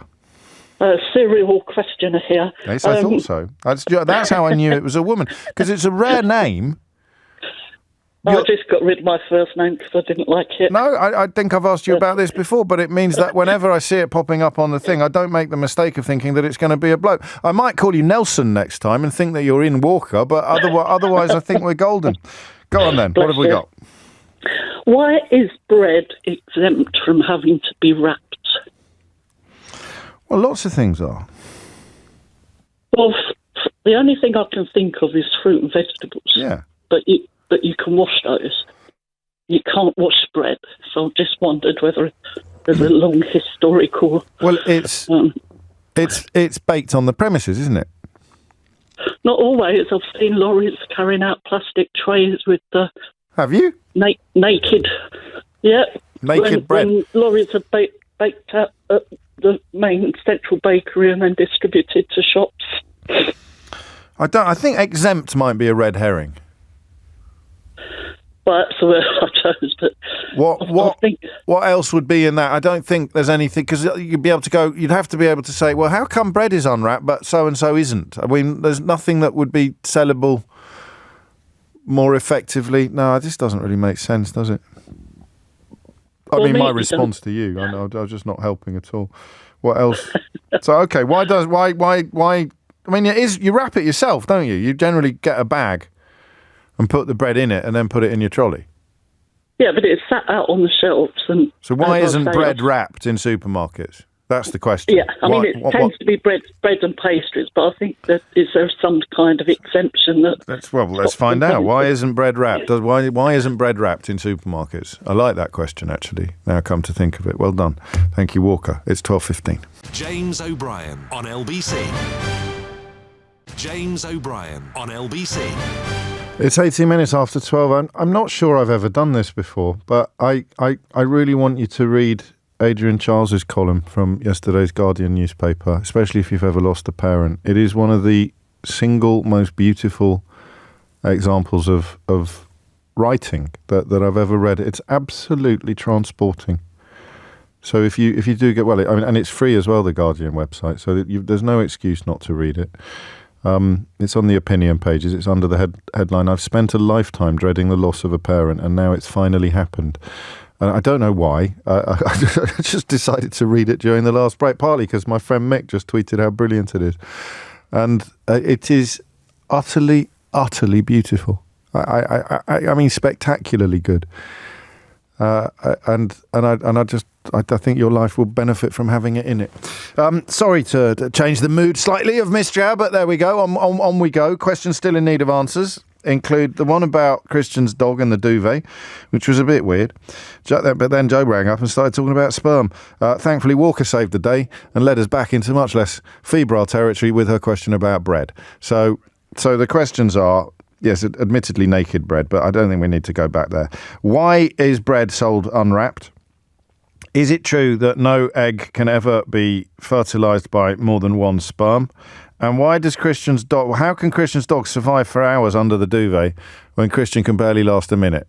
We're talking about breathing, matron. Tony's in Norwich. Tony, question or answer? Hi, answer. Carry on. The 2 sperm question. Oh, yes. So rarely it happens, but when it does, the 2 nuclei of the sperm will cause the zygote to self-abort. Oh, so okay. So I mean, so that's not actually any of the answers that the questioner Joe would have been considering possible. I thought it was a straight yes, no. So it can happen, but it would never go to term. It would never even sort of start developing. Yeah. It's thought that in 1% of conceptions, this happens. But on the massive majority, we're talking 99.9% of the cases, the egg will, the fertilised egg will self-abort. But sometimes it does go, and this is called a chimera. Good Lord. And what about that notion of hardening? What was Joe's teacher talking about there? Yeah, it's an instant process. So normally when a sperm enters the egg, you imagine that the egg is being kind of it's trying to be penetrated by a number of sperms at the same time. But yes, immediately as the single head of the sperm enters the through the outer membrane of the egg, there's a sort of an electrical kind of change in the nature of the cell membrane, which causes no other sperm to enter. And there it is. And so, I mean, you've answered it brilliantly, albeit that neither Joe nor I thought that was an option. What are your qualifications, Tony? I'm a biology teacher. Well, that'll and do have nicely. had that question asked on a number of times in my 30 years as a teacher. Well, and you served your student better than Joe's teacher served him 40 years ago, I think it's fair to say. So thank you for that as well. Round of applause for Tony. Thank you very much. Thank you very much. 22 minutes after 12 is the time. That's 2 calls from Norwich today. I like it. Aha. We're nicking listeners from North Norfolk Digital every day. So Tony goes on that list there, and we go to John, who's in Tunbridge. John, question or answer? Hello, James. Question. Carry on. My son, 8 years old, coming home from school with some very, very technical diagrammatic. Is that a word? Diagrams of whatever. Yeah. Internal makeup of the internal cores of the Earth. Oh, the yes. layers of the Earth. Yes, the layers of the Earth. Yeah, the layers. How do we know with such certainty that this is the case? What you mean? Like they've all got different names, haven't they? Yeah, the crust, the sort of atmosphere, the core, the mantle, the inner core, the outer mantle. core, inner core. Obviously, not to scale. None of them are to scale, obviously. But how do we know with such certainty? Is my question. Because we've never dug all the way down to the middle. You mean? No, you're going to need a big spade or a big sort of auger to get that sort of core sample, aren't you? Crust probably mantle. Not possible, really. There should be a song for this or something, shouldn't there? Crust mantle, outer core, inner core. There's probably an abbreviation or acronym to find out. But yeah, I mean, he's bringing them home. Cumulam. Lithosphere, asthenosphere, mesosphere. I like it. I like it. I looked that up. You're not really supposed to do that, but I'm not looking up the answer. I'm just looking but it's something that I've obviously, 40 years ago, I probably may have known the answer at primary school learnings, but that's kind of gone out of my grey matter and come back in with my 8-year-old son's homework. Love it. So, you're on. How on earth do they know about all the layers going right to the Earth's core? Maybe your boy's the first one to actually pick up on this, and it's all been a huge con visited upon the human species for about 150 years, like the Earl of Dartmouth. Might be my retirement plan. It could Who be. knows? We're all on it. Right, you're on. Yeah. How do we know what all the layers of the Earth are, given that even the mantle is about 900 degrees Celsius and as dense as semi-solid rock. So how do they get beyond that? How do we know? How do we know what is in it? What's in the Earth? 12:24 is the time. Sam is in York. Sam, question or answer? Question, please. Carry on. Another question from an 8-year-old, this time my daughter Grace. She'd like to know if there's a proven cure for hiccups, something she suffers from at least 3 times a day. Oh, bless her. Really? Does she guzzle her food? She's just living the busy life of an 8-year-old, wolfing down her food and then immediately doing handstands or sprints. Yes, so she's going to get the hiccups a little bit. Is there I don't think there is there? Because we'd know, wouldn't we? This is sort of basic dadding. Well, she moves from various different cures, so holding her breath, getting us to make her jump, and recently she's tried sucking on a lemon, which she thinks has worked, and then isn't working any longer, so she wants a new cure. What was the one about drinking out the wrong side of a glass? Do you remember that one? I don't know, I've tried it with water, and I've found that helps sometimes, but... I think, yeah. Because you can't... Why would that work? Because you're getting I don't know, because hiccups is your diaphragm kind of spasming, isn't it? So I've no idea how any of these things would help.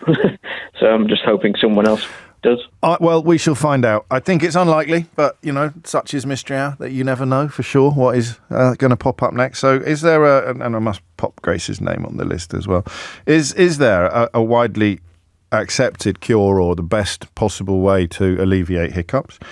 How on earth do we know what the Earth's crusts are? Why can you buy unwrapped bread in supermarkets? And how can dogs stay under duvets for ages when humans can't? I'm changing that question. I'm removing from that question the suspicion that it might only be Christian, because lots of people have had similar experiences. Here's one. Love the dog under the duvet question. My sausage dog can cook under there for hours. But I'm with the chap that called in. I can't stay under for any length of time.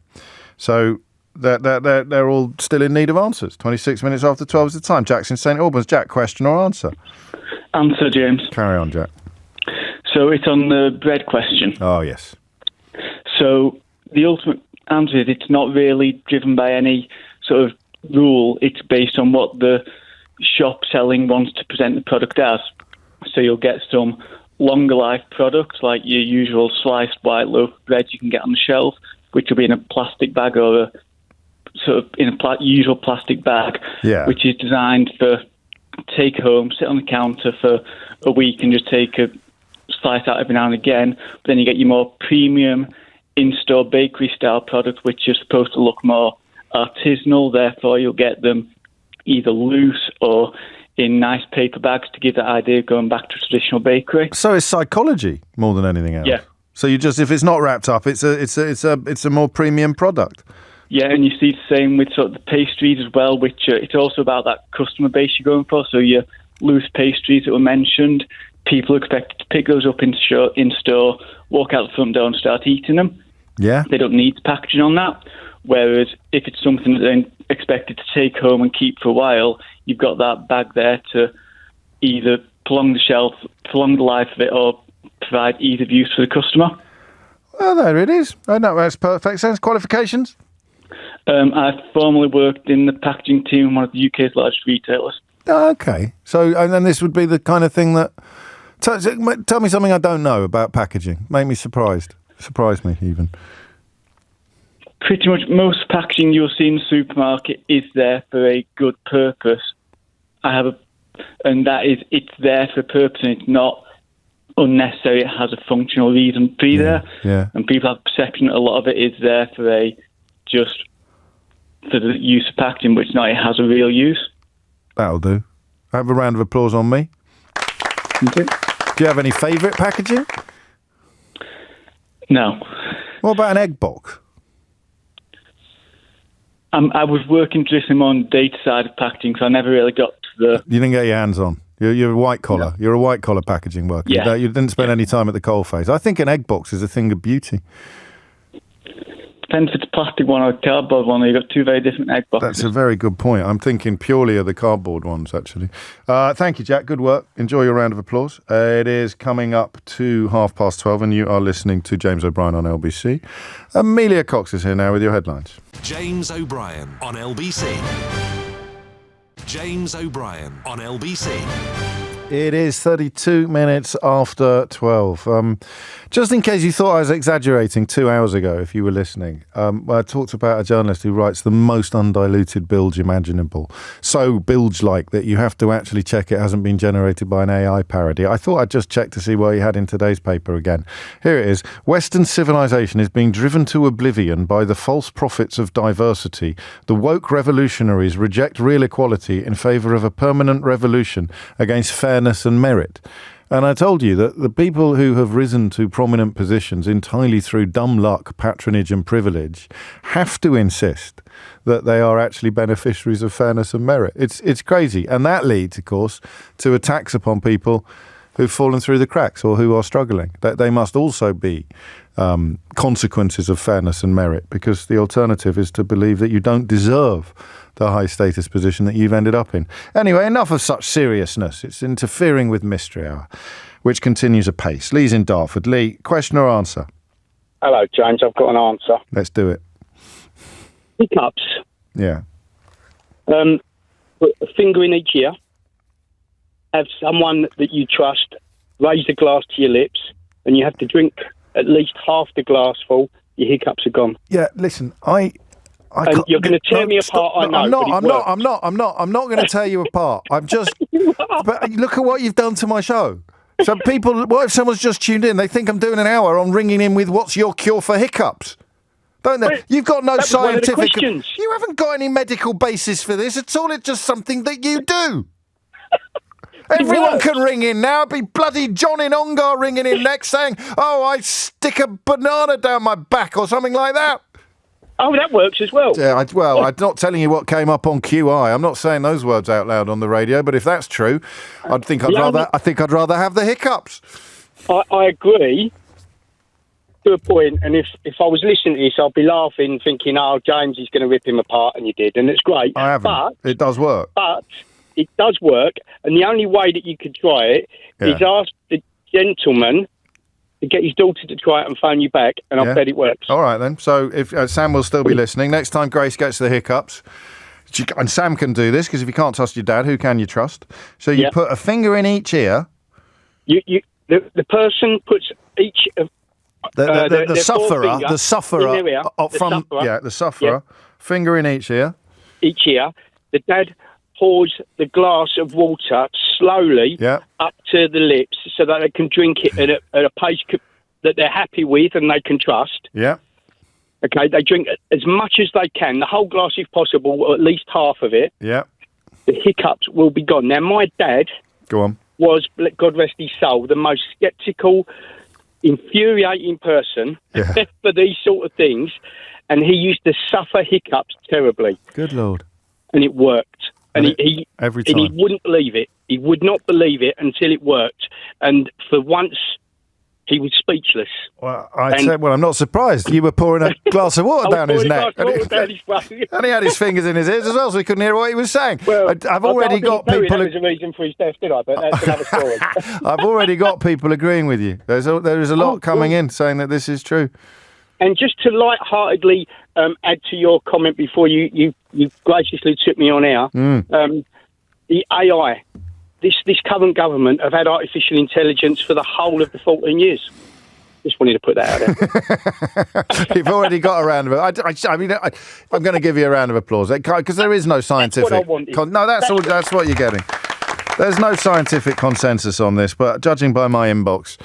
There is a lot going on. There was a block of ice down your neck. Don't ring in now with other cures for hiccups. It's like, listen, the show goes low sometimes. I'm not going to lie to you, because you wouldn't. You know it does. There are times when we make Alan Partridge sound like Plato's Symposium, but today is not one of those days. I'm not doing a phone in. But I'll tell you what it does do. Right? There is a myth in this business that it's all about getting the phone to ring, and if you can get the phones to ring, then you're doing your job right. This is not true. This is the first thing when someone comes to produce my program, and they might have been producing other programs previously, the first thing that we have to talk about is the fact that making the phones ring is easy. It is not a guarantee of good radio. Here is a very good example of that. If I now said, give me a ring if you think you've got a better cure for the hiccups than old Lee in Dartford, the phones would ring off the blinking hook. And it would only be mildly amusing radio if we kept it in the realms of Mickey taking and sort of meta mockery of our own programme. As soon as it becomes a serious conversation about competing methods of curing the hiccups, all bets are off. Anyone who rings me about the hiccups after Lee got through is going to be banned from the programme forever. All right? Forever. And we can now know with AI, we can do that. We can check. All right? Joe's in Mason. Joe, question or answer? Question, please. Carry on. Why is it that when just before as aircraft are coming for landing, they turn all the lights off? Oh, I know this. Come on. We've done this before. We must have done this before. Go on, what? I mean, I always found it a strange curiosity, but I was sitting watching sort of air ambulance show, and they were frantically trying to save this chap's life, and the air ambulance had to turn all the lights off before it came in for landing, so they've essentially had to almost halt the life-saving treatment for just a few moments to touch down, and I'm curious. I don't know why it is. The answer we've had in the past is to get your eyes ready for the darkness in case there's an accident. There it is. I got it. It's it. That's it. That's the answer. Oh, get in. Okay, but the pilots are locked away in their own little room. Surely they could leave the lights on for the passengers' comfort and turn the lights off in the cockpit. It's not just their eyes, it's your eyes. They're trying to get your eyes accustomed to the darkness in case there's an accident on landing. Okay. And you have to evacuate the plane in the dark, so it's getting you used to the... Because think about it, mate, every second is going to be precious in that context, isn't it? Well, if it's pitch black, so surely if it's pitch black, it makes it more awkward for you to get out of the plane. Surely leaving the lights on would be more... I know, the lights are going to go off as a consequence of the emergency. Okay. It's in the board game, this one. Oh, okay. That's my qualifications. So what would... So have you ever played the board game? Not yet. I'm hoping to get it from my wife. So here's what you have to do now. So there'll be a right answer and a wrong answer. I can't remember what the wrong answer is on the board game, but then you have to come up with a wrong answer of your own and try and convince everybody else playing that is actually the right answer. So what would you come up with now if we were playing the game together? Why do they turn the lights off before the plane is landing? I came up with a really good one once. I think it might be the one in the board game, but I can't remember it for the life of me. Why do they turn the lights off when you know? Energy. They need the energy for the engines. Need the energy for the landing. Yeah, I was going to say for the privacy of the of the passengers as they're coming down. Also that. Yeah. Also you don't want trying to sneak back from weekends away that they don't want other people to find out. Yeah, exactly. You don't want other people at the airport knowing that you've just been in Magaluf for a cheeky weekend. You're absolutely right. And I think I get a round of applause on this one. All right, then. Thank you. Well, thank you very much. No, thank you very much. That is the answer. It's about the emergency landing and getting your eyes ready for the darkness. Crikey. Qualifications, Mystery Hour board game. Available at mysteryhour.co.uk. Suzanne is in Northwich. Suzanne, question or answer? Answer. Carry on. Dogs' noses.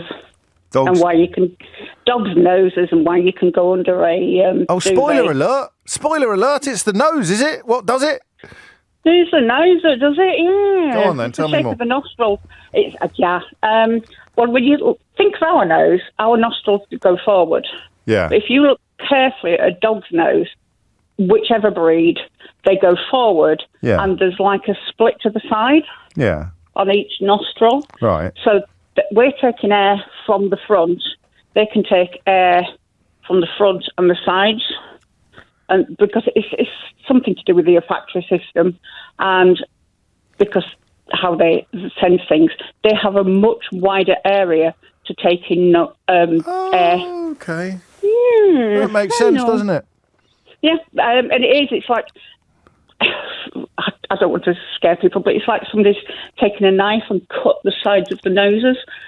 It's like, imagine each side of your nostril. Yeah. So, except not quite like that because it's still working as a nose. It's not just sort of flapping around. Yeah, but it's open there. So they're getting it in. Front and side.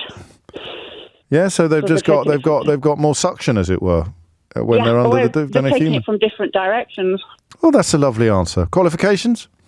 Ex-veterinary nurse. Well, you live and learn, because I tell you what, I didn't say at the time that usually when I take the mickey out of a question, it's me that ends up looking silly, because it's become a bit of a repetitive part of the... But I have ended up looking silly. It's a really good answer, that, isn't it? Yeah. Can I just ask them a question? Not really, but you're here now. No, it's not a question. It's can you stop having a go at bulldogs, please? I've never had a go at a bulldog in my life. Oh, Billy Bulldog? What? With his avatar? Bulldog. Well, they can't. I bet they can't stay under the duvets for very long, can they? You've not met my dog? I haven't met your dog, but Billy Bulldog isn't a reference to an actual dog. It's someone's name. Billy with a bulldog avatar. Yeah. All right. Yeah. Okay. Leave the bulldogs alone. But yeah, that's the thing. I got Doris rang in and said, stop talking about Auntie Doris's Facebook page. Keith gets the hump when I talk about Uncle Keith's Facebook page.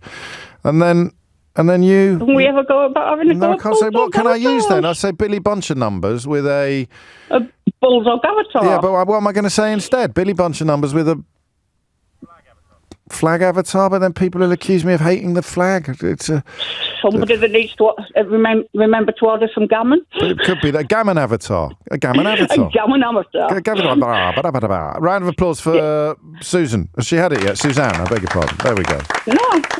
No, there it is. All right. You take care. I'll try and remember that, but I'll almost certainly forget. But you knew that already. Simon's in it. Ikaria. Kalimera. Kalispera. Kalimera. Kalispera. Hey, si. Yeah, Είμαι καλά. Λίγο σήμερα. Λίγο χωρασμένο. Μετά σουβλάκι στο ταβέρνα. Τώρα. Όχι, μετά, later. Oh, meta. Συγγνώμη. Ναι. Lucky you. You know, after all these years, I should be able to say question or answer in Greek, but I can't. Question or answer. Can I? No. Well, you live there. Go on, what have you got? Yeah. Listen, I am listening. I'm a bit worried this might blow the lid off of Mystery Hour. My question is this, right? Is there some kind of criteria for the decision-making about the colours of football shirts? Like, why... I know, for example, that Notts County play in black and white because I think Juventus lent them some shirts. And it's also similar for Arsenal with Nottingham Forest from years ago. Is that right? Yeah. But doesn't that answer your question then? No, because everybody would be lending shirts to everybody else. So So the original allocation of colours is random and arbitrary. Well, I don't know. I mean, Kidderminster play in red and white, right? Yeah, although our away strip's a bit weird this season, but we are Phil Brown's red and white army. You're correct. So why do you play in red and white? What's the reason? Why do Newcastle play in black and white? This is veering into philosophy now, though, which is appropriate enough given that you're ringing from Greece. Well, I can tell you why Olympiakos play. Well, no, I can tell you why Olympiakos are called Gavros, which is a little fish. It's because they're based in Piraeus, in a port. But that's another story. I was more of a Panathinaikos fan during my me too. Spending a lot of time in Greece. No, hang on. I need to get the question clear. So I mean, the Kidderminster Harriers was originally an athletics club, and I mean the original answer to your question is to distinguish athletes from other athletes. That's why you wear different coloured shirts. Yeah, but for example, though, stick with me with this. I think it was the other way round, you know. I think Notts County, because Notts County might be the oldest club in the world. I think they lent their shirts to Juventus. I think you might be right. I knew it was one way or the other. Yeah, no, I think it was. But for example, why do Aston Villa and West Ham play in the same colours? In claret and blue. This is the problem, though, Simon. I think there's several questions here, all masquerading as all as one. The fundamental answer will be because at some point in their history they chose those colours. That will be it. But then but then you're saying, well, why did they choose those colours? And why did they choose those colours? And why did they choose those colours? And then we'll be here forever. We'll be here literally forever. This is why I thought it might blow the lid off of Mystery Hour. That is the problem. I do apologise. So if someone can answer the question simply as to the original allocation of club colours, we'll take that call, but without any specific reference to any individual clubs whatsoever. Otherwise, we will be here literally forever. Forever, I know, and that's what worried me. But I just wondered if there was some kind of criteria at some point, or you know, I don't know. I doubt it. I very much doubt it. But if there is someone who'll know, and hopefully they'll ring in. Ευχαριστώ πολύ, Simon. Καλό ταξίδι. It's 12:47. James O'Brien on LBC. James O'Brien on LBC. 12:51 is the time. We've done that one. Hey, what about the Earth's crusts? We haven't done that. How we did? I've got a question about bread and a question about the Earth, and I wrote crust next to both of them. But the Earth's crust. So there's like all those layers of the Earth. How do we know? No one's been there. You can't see it. So how do we know what the Earth's layers are? 0345 606 0973. Done the aeroplane. The origin of football shirt colours.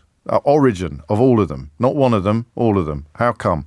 I think it's just random and arbitrary. Apparently, the West Ham got a bunch of Villa shirts that were being taken home for washing. And Craig, are you pulling my leg on this one? I don't know whether you are or not. So we need that one. Football shirts, we've done that one. We've done that one. That's it, I think. The moon, the duvet, the sperm. Imagine if you've just turned this on. You're expecting highfalutin political analysis.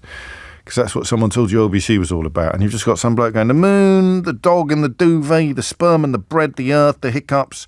So it's just the football shirts and the earth. Gil is in Southwark. Gil, question or answer? It's an answer. Is it Gil or Jill? No, it's Jill. It's Jill? Yeah. Yeah. Okay. Producer told me it was Gil. Yeah, I know. What happened? We might have a disciplinary later. I need your evidence. She even wrote on the screen, hard G. Oh, really? I don't know if that's a description of your sort of hobbies. No. Jill, in Southwark. Sorry, Jill. Where were we? Question or answer? Question or answer? It's an answer. Carry on. To add to the biology teacher who phoned up. He said the 1% become a chimera that get fertilised and carry on. It's also known as a hypothetical mole. Say that again. The phone line went a bit funny. No, I'm not. It sounds like I'm joking, but it really did go a bit funny. What did you say? Okay. It's known as a hypothetical mole. Right. And it is a type of pregnancy. Gosh. And the way you discover that you've had it is when you go for your scan, because you have all the normal symptoms, and you do your test and you have your pregnancy hormone. And when you go for a scan, there's no baby. Oh, no. And and when I had mine 41 years ago, they thought it was the baby had died. Oh. But once they take it away and they test it, they see that it is this type of tumour that is really, really rare. Oh. And there are two types, I believe, a full mole pregnancy and a partial. And some of them do require treatment after. Right. Because they can grow back as a cancer.